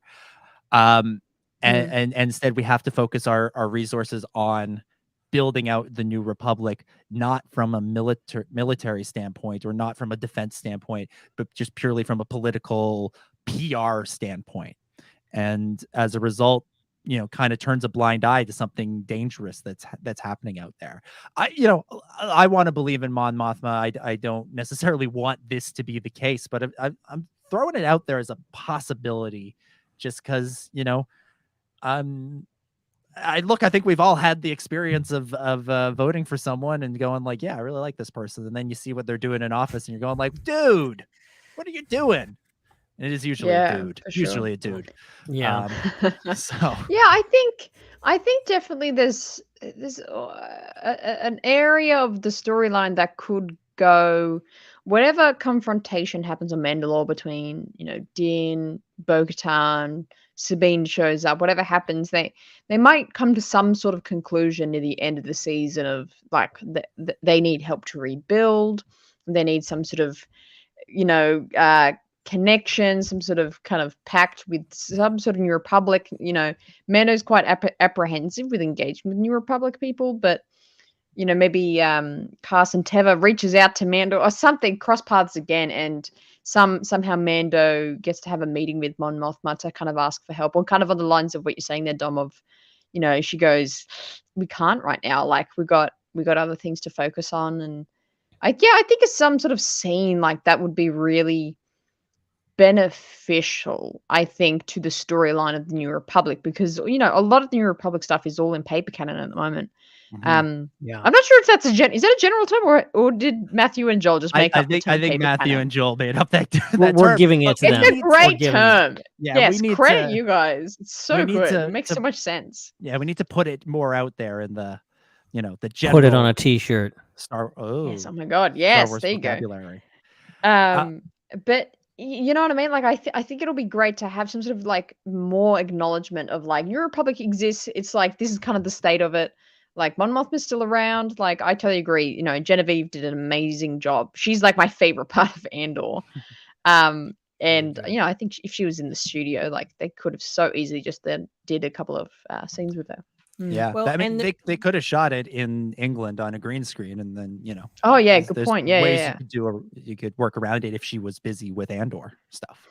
Yeah, because there's only like, I mean, like 10, 15 years between Andor and Mandalorian, so like she can play a little older. Like, it would be really easy to do. And also, and there's people talking about it in the chat right now, and I thought about it too. I'll bring it up. Just the whole idea of in the lead up to The Force Awakens, there was this bit of, I'll say trivia, but it was a bit of like backstory for why the new paper canon, why the New Republic was so incompetent in The Force Awakens, why it was just wiped out in the blink of an eye and it didn't do anything, and that's why the Resistance existed, and why Leia did all what she did, was the fact that after the war, Mon Mothma came in and demilitarized the New Republic and said, no, we're not going to have any weapons. All these, I think it was mostly just kind of individual forces for individual planets that really made up the fleet. There was no giant army in response to the Empire being so militaristic. So that could have major implications for this era, if what we're led to believe, which has been painstakingly telegraphed through many different episodes of Mandalorian, going back to, I recently revisited, the Believer, and you have that really creepy dude going like, we're working on stuff that's going to be huge, that we're coming back. The Empire is in, the New Republic's on the brink, and we're going to come back in a big way. So if that's happening, the New Republic is not prepared for this. And, and Mon Mothma, this could be a moment for her to go like, I made a few mistakes and I need your help. Hey, Mandalorians, I need your help. You got an army. You got this guy Din Djarin out in the outer rim, mobilizing the largest fighting force in the galaxy. They may come in handy. Yeah, absolutely. Absolutely. This might wind up being a situation where, the actual government doesn't get involved in the fight against Thrawn. It winds up being, these sort of disparate forces that have to come together, whether it's the Mandalorians, what's left of the Rebels crew, and some Jedi characters in there, like Ahsoka, obviously, and Luke potentially. And then, if Book of Boba Fett can bring in some characters from that, and Carson Teva and his crew of New Republic fighters who are kind of going rogue, being an early version of the Resistance, essentially. Again, that's part of the sort of paper canon backstory of and then Din Djarin can stand in the middle of an open field raises dark saber, say, "Mandalorians assemble!" And Carson Teva will fly by it in his X-wing and be like, "On your left." Now, there's a really interesting extra shot that's in the Disney Plus version of the trailer, which appears to show a Star Destroyer being built or raised out of the ground or something, and it sure as hell looks like it's on Coruscant. What's going on here? Yeah, so there's a lot to be taken apart here, maybe quite literally, in regards to like what is going on with this thing. We know that in canon, going back to the paper canon here, the New Republic utilized old Star Destroyers, like cut them up and turn them into New Republic Starhawks. Actually used them for their own fleet, and kind of salvaged them. And even so, even if this is not what's happening here, we know that like there's like a billion Star Destroyers out there, and they would be scrapped and whatever else. But also, what's Pershing? It seems like there's two people standing next to it. Maybe that's Pershing and the comms officer. What are they doing? Are they trying to help someone salvage some Star Destroyers for a fleet? And I'm not just talking about Thrawn here, okay? Because there's a bunch of these Star Destroyers that show up in Rise of Skywalker on Exegol, okay? So it could be working on that too. We don't know. Yeah, true. Fascinating stuff. We await with bated breath. Next, after that, we see what appears to be the mines of Mandalore. Very green looking kind of place, and seems to be a lot of discarded old Mandalorian That helmets. what that is? Okay. That's what I'm guessing it is. I don't know. Yeah. This is a bit of speculation here. I mean, it's a mine, isn't it? And they talked about the Mans of Mandalore, so what I'm hoping for with this whole the Mans of Mandalore? The Mans of Mandalore. That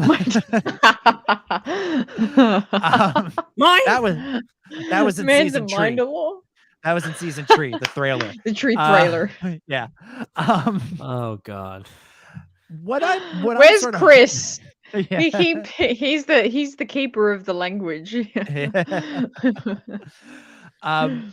What I'm hoping for with this kind of Mines of Mandalore plot is, did either of you watch the show Foundation that was on last year or earlier this year? Never even heard of it. Never even heard of it. No. Great. It's really good. It's really, really good. But in it, there's an episode where Lee Pace's character, it's called Brother Day. He goes on this like super spiritual religious trek. It's a sci-fi show, and it's on this planet, and he goes on this walk where you basically walk through the desert and you arrive at basically a mine, and you bathe in this sort of underwater pool, and you get a vision. And there's a whole thing. I'm not going to go into the whole backstory, but I basically want that episode from Foundation in The Mandalorian, and people who watched Foundation know what I'm talking about and most likely agree with me, because it was really, really good. So I'm hoping that basically what I'm hoping is that this journey is, a deep spiritual journey for Din Djarin, and not, oh my God, there's a spider monster, and oh my God, there's a bat monster, and oh my God, there's a monster. I hope it's, more to, I hope it's more Cave on Dagobah than, spooky I hope, monster house. What I want from this season for Din's character specifically to kind of go on is to continue exploring his kind of essentially identity crisis that he is kind of having, and where his placement is. He's like, I can't take off my helmet. Bo-Katan's like, chill, mate, it's literally fine. Like, you're kind of kooky about that. Those words exactly she used. I quote. Bo-Katan, 2020. Chill, mate, it's literally fine. Yeah. And then at the end of last season, he decides his preciousness for Grogu is more important than his identity of the helmet. Like this whole thing that he's going on. I think like that kind of whole helmet identity arc needs to finish with him being okay to take it on and off. I think he comes to this like maybe new, it's not a new, but his own understanding that like he can, still have this, have the valor and integrity of a great Mandalorian and still be able to take it off. So I can see in this little pool scene, is this underwater? I can't even tell what we're looking at here. Are we underwater here? I think we're just in a cave. I don't think we're underwater. It's in a cave? I think it's a cave, yeah. Well, I can see him like bathing where he like, takes off like his helmet and he takes off each piece of Beskar until he's just he's like under brown wrap suit thing. I don't know what he's clothes. Yeah. And he's just like, he takes every piece of his armor off completely. And it's kind of this big metaphorical, he's kind of put down his armor and he's really searching for he has this kind of spiritual awakening of like, he can still be himself without armor, but also he still chooses to wear his armor and that's still okay. Does that make any sense? It makes sense in my head. 100%. Yeah. I totally think that would be a really, really cool way to go with this episode. And to have like basically, this is going to sound ridiculous, but basically the last thing that happened is basically him. Well, he won't be naked because it's a Disney Plus show. Yes. But yeah. I'm like, it's not naked. In his underwear or like in a bathing suit kind of thing. How clones have like the undersuit thing. Yeah. Like that. Like no, we're not saying, hey, we're going Pedro, rated get on nothing on but the helmet. Oh man, the internet would break. Yeah, I mean, Pedro Pascal's got some passionate fans, and I think they would love that.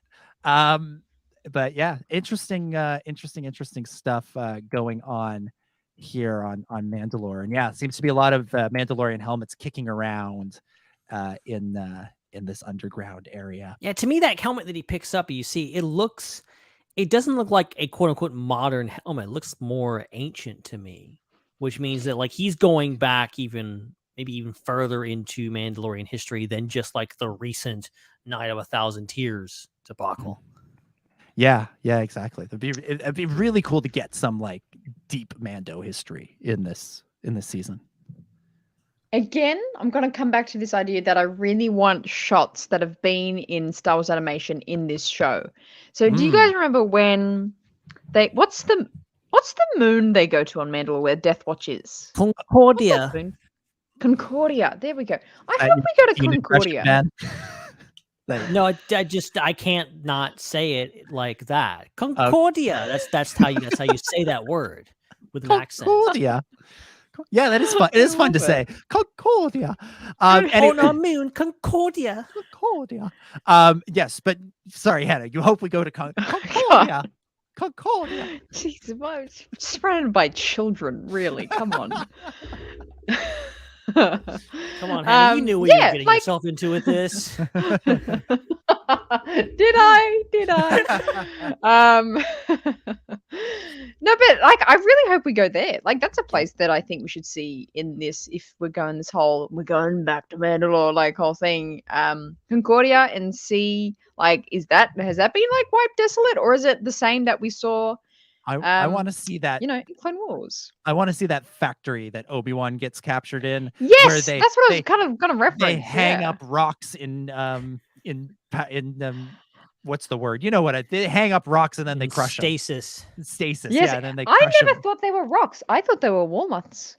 They sounded like walnuts to me when they got those delicious giant walnuts. Delicious Mandalorian walnuts. Yes, buy a new Christmas nutcracker. You get fresh crushed walnuts from Concordia. Concordia. Now there is a Star Wars Celebration exclusive waiting to happen. The Concordia nutcracker. But anyway, my main serious point here, damn it. We got his planet and even have down to like have a speeder scene where like Mando has to like go somewhere on the planet and there's the same shots of like where Obi-Wan went on that speeder and was like driving around to get to the place and like have the same shots in live action or something. I don't know. Would be cool. Would definitely be cool. Now we sort of move out of the mines of Mandalore and to the Jedi Temple on Coruscant. Oh my god, I forgot about this. Infamous night of all nights, Order 66. Again, we are seeing another Order 66 scene. Add that to the tally of, I think I saw it somewhere where we've gotten Order 66 scenes every year since 2019. Like you had Fallen Order, you had Clone Wars, you had Book of Boba or Bad Batch, and then Book of Boba and Kenobi. Like it's wild. But it would seem that we're gonna find out who rescued Grogu, who saved him. Really hope so.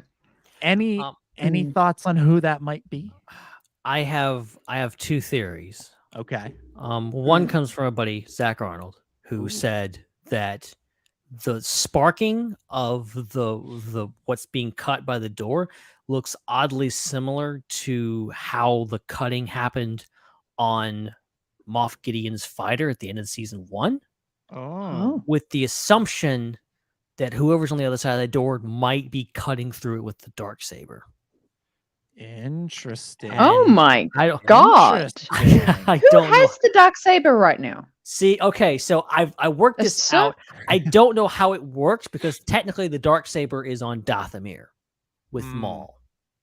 And so I don't know. So there would have to be some real retconning and stuff like that, or some weird stuff going on there. That I don't know, but I really like that theory. That's why I wanted to mention it. My theory is that, and this is not just my theory. About 1,000 people on the internet have already said this, but I think Anakin takes Grogu from the temple. I think Anakin is the one who does it. Ahsoka says in Mandalorian that someone took it from the temple, and after that, his memory went, quote, dark. I think the reason that Grogu is on the Empire's radar is because the Empire takes him from the temple in the first place, and somehow he escapes or gets rescued or something like that after the fact, and that's how that comes about. That's my working theory. Interesting. I hadn't heard that one. That's kind of, I mean, you hadn't heard the Anakin theory. No, I hadn't. I like the Hayden Christensen Renaissance that we're in. I like it. I think that's kind of because similar to your first theory, Ben, there of the way the door is being cut. It's not like exploding from blaster fire, and it's kind of melting. It's on fire in a certain way. It reminds me of Phantom Menace, Qui-Gon on the Trade Federation ship, and the way he was trying to, he kind of inserts his blade and it kind of melts through the door, kind of thing. Because a lot of people were like, "Oh, if it was a saber, like why don't we see it? Like what it's gonna go through the door?" But I'm like, no. But in Phantom Menace and like Qui-Gon puts his whole blade in the door, and because it's a thick door, like it doesn't come through and it like melts it, kind of thing. And it's the similar kind of melting. I'm gonna be my own buzzkill here, and I'm gonna present a more logical explanation for this. I think the part in the door is cutting is because there's clones on the other side cutting through the door. I think that's the most logical explanation for that. Yeah. So I think we're gonna get like a similar to opening of A New Hope, kind of clones burst in. But I don't know if the clones are going to fare very well because there's a lot of Jedi there, but the Jedi will end up falling. Interesting. What if it's both? What if it's the clones break in and it's the same thing, and then the clones all run in, and then we go, oh, it's just the clones. Again, and then we see a lightsaber. Vader falls in behind him. Okay. Then it'll be like a good lightsaber, man. Oh, it's not Anakin, it's just clones for like 5 seconds. And then it is Anakin. Like, I feel like that's a very like Star Wars thing to happen. Maybe it catches them off guard. They're like, oh, Skywalker, what are you doing here? What are you doing? They don't know it's him. Yeah. Oh, interesting. Master Skywalker. Man, and like they shot a lot of Order 66 stuff for Obi-Wan Kenobi. Could they have just one day on that set said, hey, let's do a little extra scene here. Get a couple more Jedi, get a couple more clones. I'm really glad Hayden, that you're here. Let's do it. I'm just glad, regardless of what happens in the scene, like I really don't care as long as we get like a definitive answer of what happened to Grogu. What they set this up, they teed it up in Book of Boba Fett. Now we're gonna get the answer. I hope they finally flesh all this out. We get a full flashback to what happened to Grogu. And obviously what's going to happen is, they're going to be in this action. The Jedi are going to fall, and then Grogu's going to be there. And then Wrecker comes in, and he's like, yeah, hey, I'm going to save you, Grogu. And he grabs the pram and takes off with him. And, that's what's going to happen. Wrecker. I like that one. I like Wrecker. Here's my theory. It's totally, totally well thought out. And definitely not something I just made up while looking at this picture. The symbol on the door kind of looks like the logo for Andor. Oh my God, I just noticed that. So I'm gonna say that the person who comes through that door is Luthen Rael, and he's coming in so that Grogu can one day risk it all for something real. Always coming back to that line. Oh, dude. Love it. He'll lean down and Grogu, don't you want to fight these bastards for real? Grogu will be like, I'm a child. Stop using that language around me. What if it's another... Hang on, I can't even think of my Star Wars lore here. Yoda's at the temple at some point. He's still on Kashyyyk at this point. He comes after, though. Don't worry, it can't be Yoda. Debunked. Well, okay. Barriss. Yeah, I really like the bear. I've heard Barriss thrown around. I really like that. Yeah, I'm just trying to throw around like really left field ideas. You go back to the Book of Boba Order 66 sequence. If you look on the wall, you can see a symbol that's associated with Barriss. I think that one might be, if it's not the Anakin reveal that you guys were talking about, that one feels like they might be laying the groundwork for it. And that, again, that's another character that Dave Filoni has kind of had in his back pocket for a while, and a story that could be told. And, it could tie in with the Ahsoka series. Again, this is someone who was very close with Ahsoka. Yeah. Yeah, he's written an episode or two in this season, correct? I believe he's written two. I think I saw that. Everyone's going, oh, that's got to be the Ahsoka episode or whatever. It's like, what if it's the Barriss episode? Like, this is where we get the flashback, and I don't know, Barriss is in and amongst it. I don't know. Interesting. Yeah. I think that would be cool. It'd be a good callback, a good tie-in. I'd go for that one. I'd go for that one. I'd go for that one over Mace Windu, which is the other one I've heard people speculate. And I'm like, no. What about Sanube? Old mate Sanube. I mean, that's how he wound up in the orange thing in Kenobi. Yeah. So after the Order 66 sequence, we get a little bit of an action scene. We get TIE fighters chasing one of those Mandalorian gauntlet fighters through a canyon. Looks cool. Looks like an exciting action scene. This reminded me a lot. You remember that little short film they released for Squadrons? Yes. It reminded me a lot of that. Okay. Yeah, I like that. Yeah. It's cool. Good. Yeah. So get some spaceship action in this new season of Mandalorian.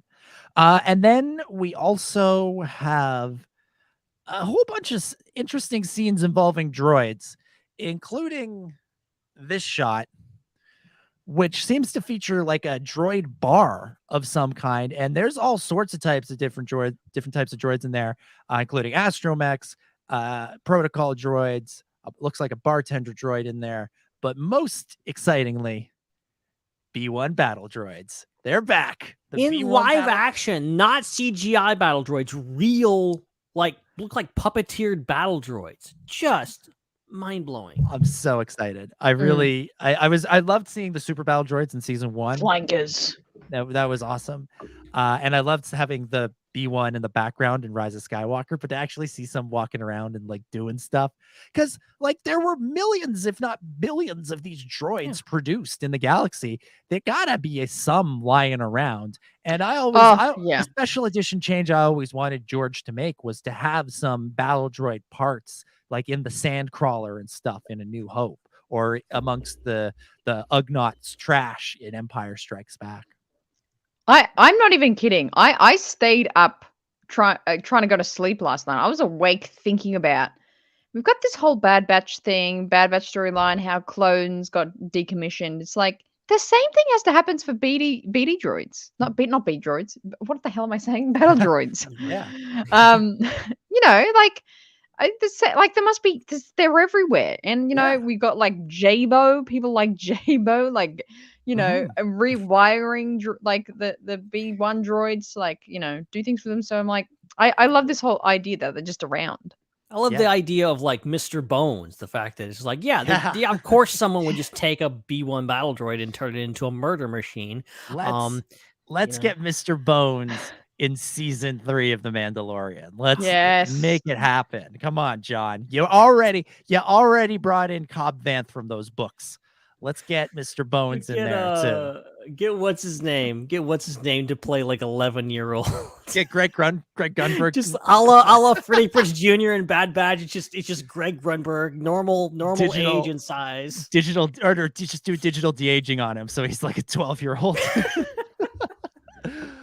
He would do it. I bet Greg Grunberg would do it. I have no doubt he would show up for that. Good stuff. And then sort of to close out the trailer, I mean, I will mention we do seem to see another shot of Babu Freak, which is pretty cool. There's 2 Babu Fricks. There's they're and zillions. Yeah, it's pretty cool.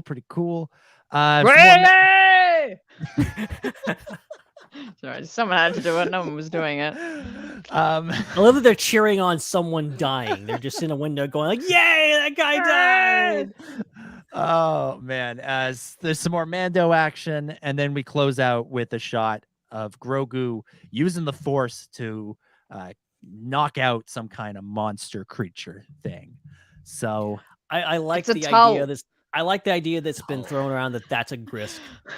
A Grisk. Oh man, we're really going for the deep cuts.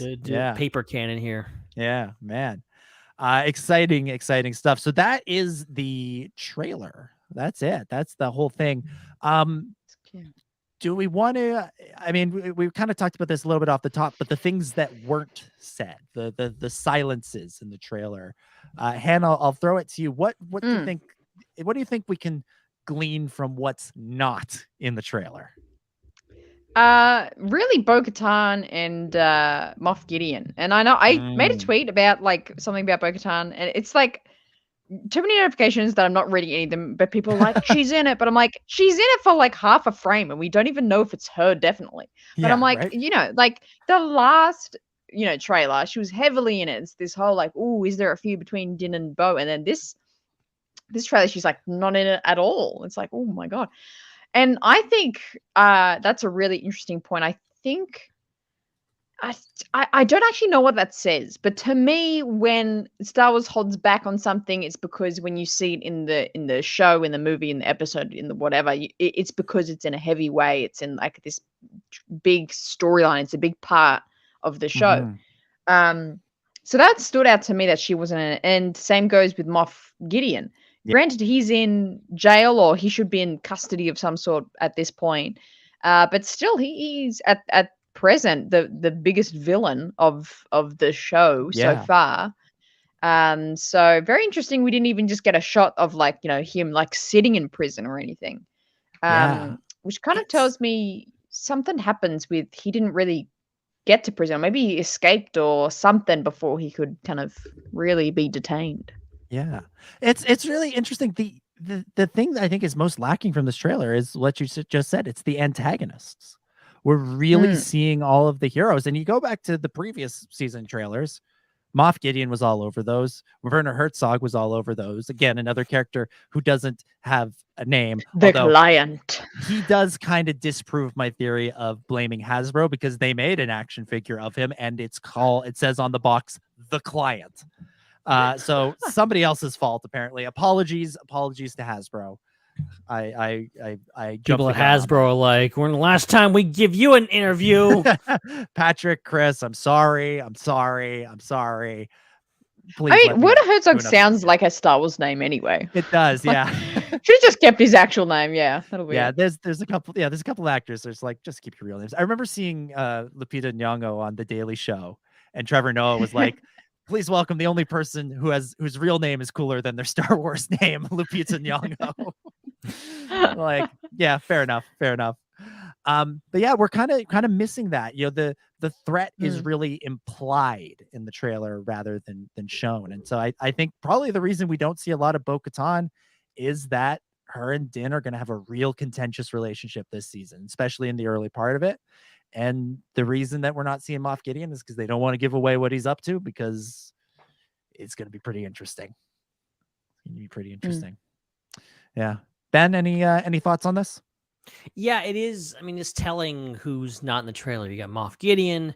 I'm not expecting to see the blue guy in here anywhere, but some some kind of overall impressions of where we're going with this. The only thing is like, oh yeah, he's going back to Mandalore to atone, to go back on his thing. And I agree with Hannah's assessment that like this is going to be about him getting over. I hope and I think this season will be about him getting over his aversion to not taking a helmet, so we can see more of Pedro's beautiful face. Come on. I gotta watch a Last of Us just to see Pedro, in the flesh. Come on now. Right. But I think that's a part of it, but like I feel that's gonna be, the first part of the season. Maybe even the first episode. Yeah. Where do we go after that? And who is going to be the actual antagonist? We've seen Bo-Katan. We know she can be an antagonist, but is she going to be the main antagonist? I doubt it. I think there's more to play here, and there's a lot going on in this trailer that they're not telling us about. So, and I'm not saying it's a bad thing. I'm saying that's intriguing. That's interesting. That's exciting that we don't know a whole lot, and we get to kind of watch this episode by episode, and there's going to be some surprises. Not just in, oh my God, this character showed up. This is where the series is going. This is where the story is going, and I didn't see this coming. That's exciting. Yeah. Yeah, absolutely. Absolutely. It's going to be a lot of fun. March 1st is going to be here before we know it. And there's still time conceivably for another trailer. There's still time for more of this. It really is. I thought this one was quite short. It was like, the big, this is the big trailer. Yeah. Well, maybe because they did a trailer at Celebration already, and maybe there's another trailer coming up. They've kind of, but I feel like between the two trailers, we've gotten the most like exciting version of the Mandalorian promotion that we've gotten to date. So I'm really excited about that. They don't have to like hide every scene. Yeah, exactly. Where it's like it makes sense. Like there's so much surprising things in season 2. So it's like all we could know is like Mando's like on a boat at some point, and he's like flies over some ice at some point. That's like all we could know of season 2, because every other scene it had some massive spoiler in it. Yeah, exactly. Oh, is that Sabine? No. A couple of super chats before we move on to the news. First one's from Joel. He says, I think it was smart to do the big Mandalorian culture story now, because we have characters in Din and Grogu to latch onto and be invested in. That's a good point. That's a really good point. Agreed. Yeah. I think that's the structure that John and Dave were going with, and I think it's paid off beautifully. And Joel's other super chat for this week. It would be funny if after Mandoverse, the New Republic took the wrong lesson, thinking the Empire was finished with Thrawn's defeat. Imagine someone saying, not like Palpatine's going to come back. Am I right?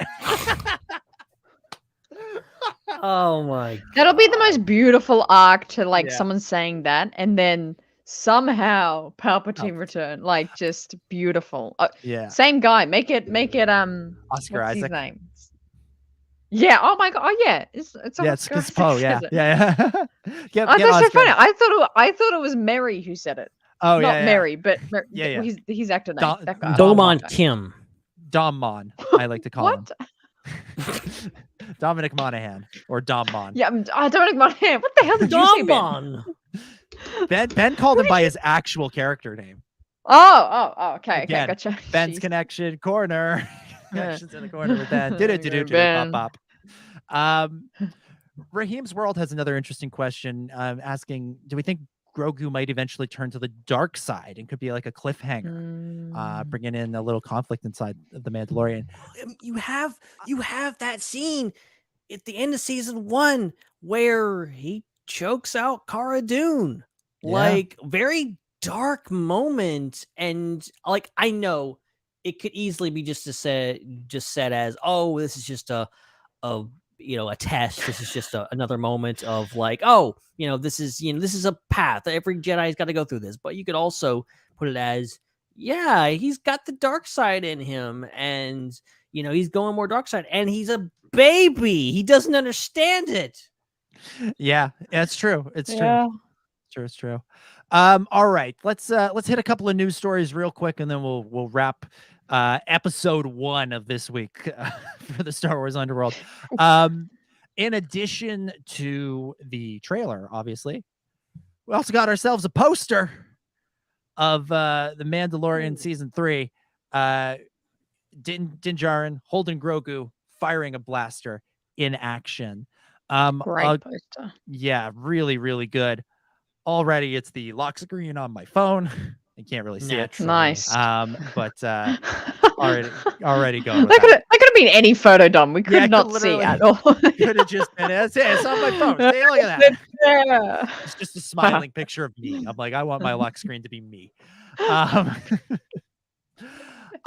give a shout out to our buddy Corey, because I saw him make this point that like previous posters have been very like calm and stoic with Mando and Baby Yoda walking through the desert, and this one is Din in action, which I think suggests perhaps a bit of a shift in tone. Din action for series 3. Din action, yeah.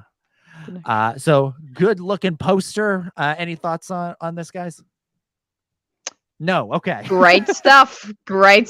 That's it. I don't know. All right. Excellent segment. Next, we've also got some directors news. All of the directors for season 3 of The Mandalorian were revealed, and we also learned the identity of one director for Ahsoka. For Mando season 3, we've got Rick Famuyiwa, Rachel Morrison, Lee Isaac Chung, Carl Weathers, Peter Ramsey, and Bryce Dallas Howard. Pretty solid lineup of directors. Interestingly, 2 names conspicuous by their absence: Jon Favreau, Dave Filoni. They're not directing this year, but Rick, we learned at Celebration, had been promoted to executive producer on the show, and I wonder if Dave and John have moved into this sort of overseeing the entire Mandoverse perspective that they have to take on things, especially Dave with his Ahsoka commitments. And I wonder if part of the reason they moved Rick into that position is because they wanted someone to be a little bit more hands-on day to day, and someone who they trust and has worked on the show since the beginning, which is Rick. He's directed 2 episodes of season 1, 1 episode of season 2. He's been around. He knows the deal with the Mandalorian, and he's a terrific filmmaker in and of his own right. Has directed some of my favorite Mando content. So yeah, absolutely. So very, very exciting stuff. And then for Ahsoka, we learned that Steph Green will be directing an episode. Steph directed a Book of Boba Fett episode, specifically The Tribes of Tatooine, which was the 2nd episode and the best episode. Best episode. I was going to add that. Yes. So good. Yeah. So I'm gonna say that. All right. And all right, what's the last story? Here's the last story. Here we go. Yeah, there we go. All right. I got one more. I had one more. I got distracted. One more. This is just kind of Mandoverse adjacent. Of course, Pedro Pascal has been around a lot this week because his other show has premiered, The Last of Us, and one of his co-stars in that show is Gabriel Luna. And he was asked in an interview if he wants to be in Star Wars, and he obviously said yes. And he specifically wants a High Republic role. He wants to play the character Elzar Mann from the High Republic books and comics, which would be pretty cool. Be pretty. Yeah. Apparently, before this, he wrote a letter to Dave Filoni asking to play Ezra Bridger. That's what he had in mind previously, which wouldn't have been opposed to, honestly. I think he would have been great. But now I heard about Elzar Mann. I'm not overly familiar with the character because I'm not super caught up on High Republic, but then I looked at pictures of him. I'm like, okay, this could work. Like, this could really work. I know it's paper canon, so you could mix around with the castings anyway. But I would love to see this. I've been a fan of Gabriel Luna. No relation. I just googled. Are they related? They're not. So yes, they're not the same. I thought it might have been brothers, but no. I've been a fan of Gabriel Luna since way back. He was Ghost Rider on Agents of S.H.I.E.L.D. He was the guy back then.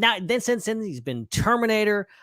He's been in all kinds of stuff, and now he's really great in Last of Us too. So yeah, get him in Star Wars. Do it, guys. He's actively out there campaigning. Come on. Yeah, they're gonna be very, very interesting. All right, that's it. That's the news. That's our sort of short, rapid fire. We got a new Bad Batch episode to talk about that I haven't seen. Yeah, let's break down the Bad Batch now. And then we got 2 more hours. No, of course, we'll be back on Saturday evening, Sunday morning in your feeds, if you're listening on the podcast feeds, to discuss the Bad Batch season 2, episode 4. So make sure you tune in then. But for now, we can begin to wrap things up for this week. Oh man, excellent episode, excellent trailer. We did about an hour and 45 minutes on a trailer that's about a minute and 45 seconds long. So naturally, well done to the trailer editors for making something so compelling, so worthy of discussion.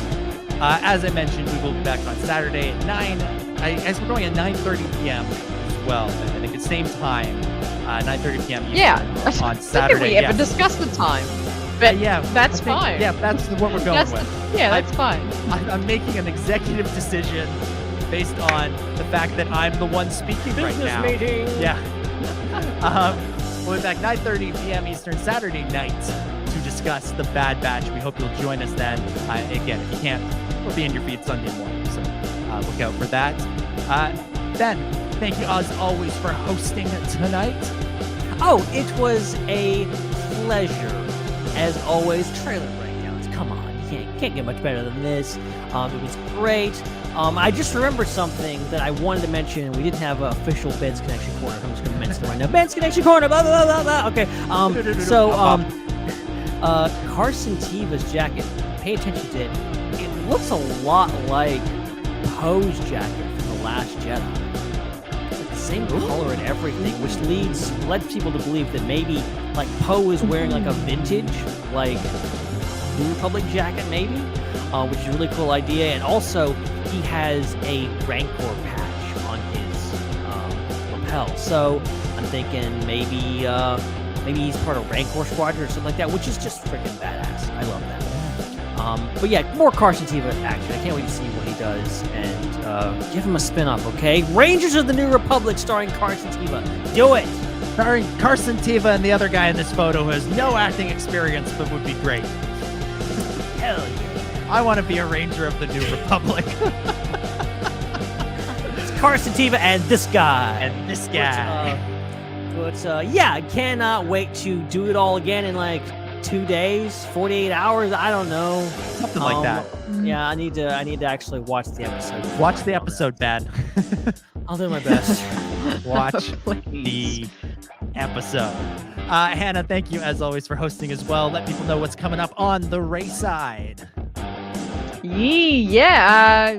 Well, thank you so much for another great discussion today. What have we got coming up? So much stuff. I've finished I'm one chapter away from finishing my first ever Star Wars Legends book, which of course is Darth Plagueis. So my in-depth review of that is going to be next weekend. Not now, the next one, which is super exciting. But again, we're going to be making more stuff live in the live show on Tuesday night. It's always a fun time. So much happens in those shows. Last week, or this week I should say, I built a wooden 8080.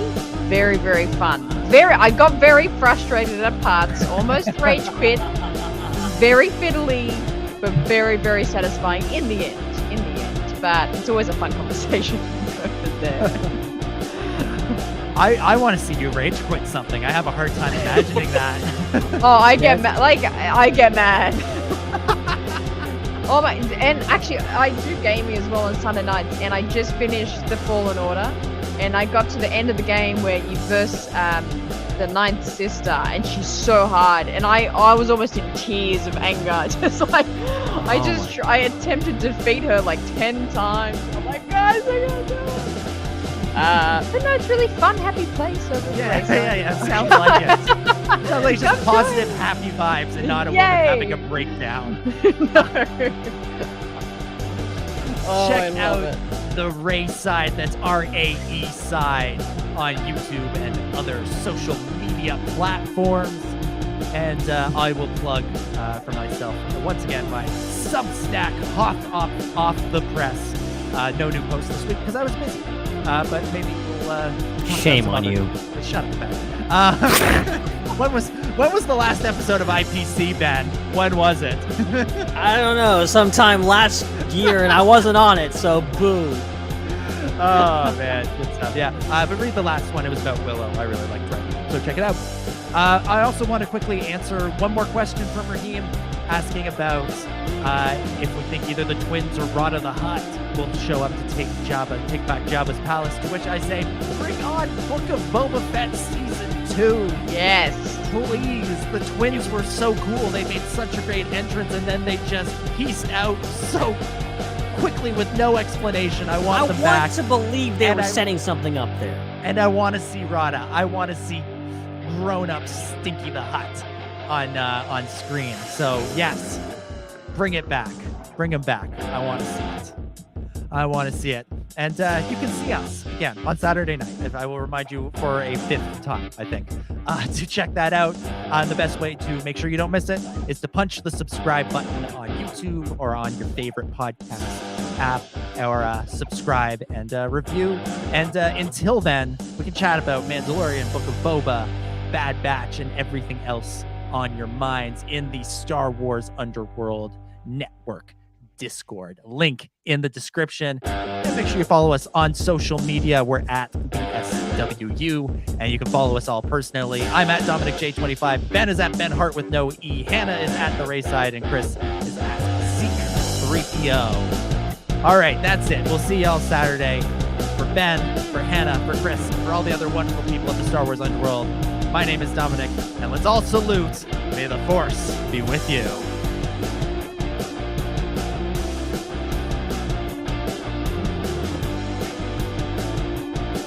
Hey!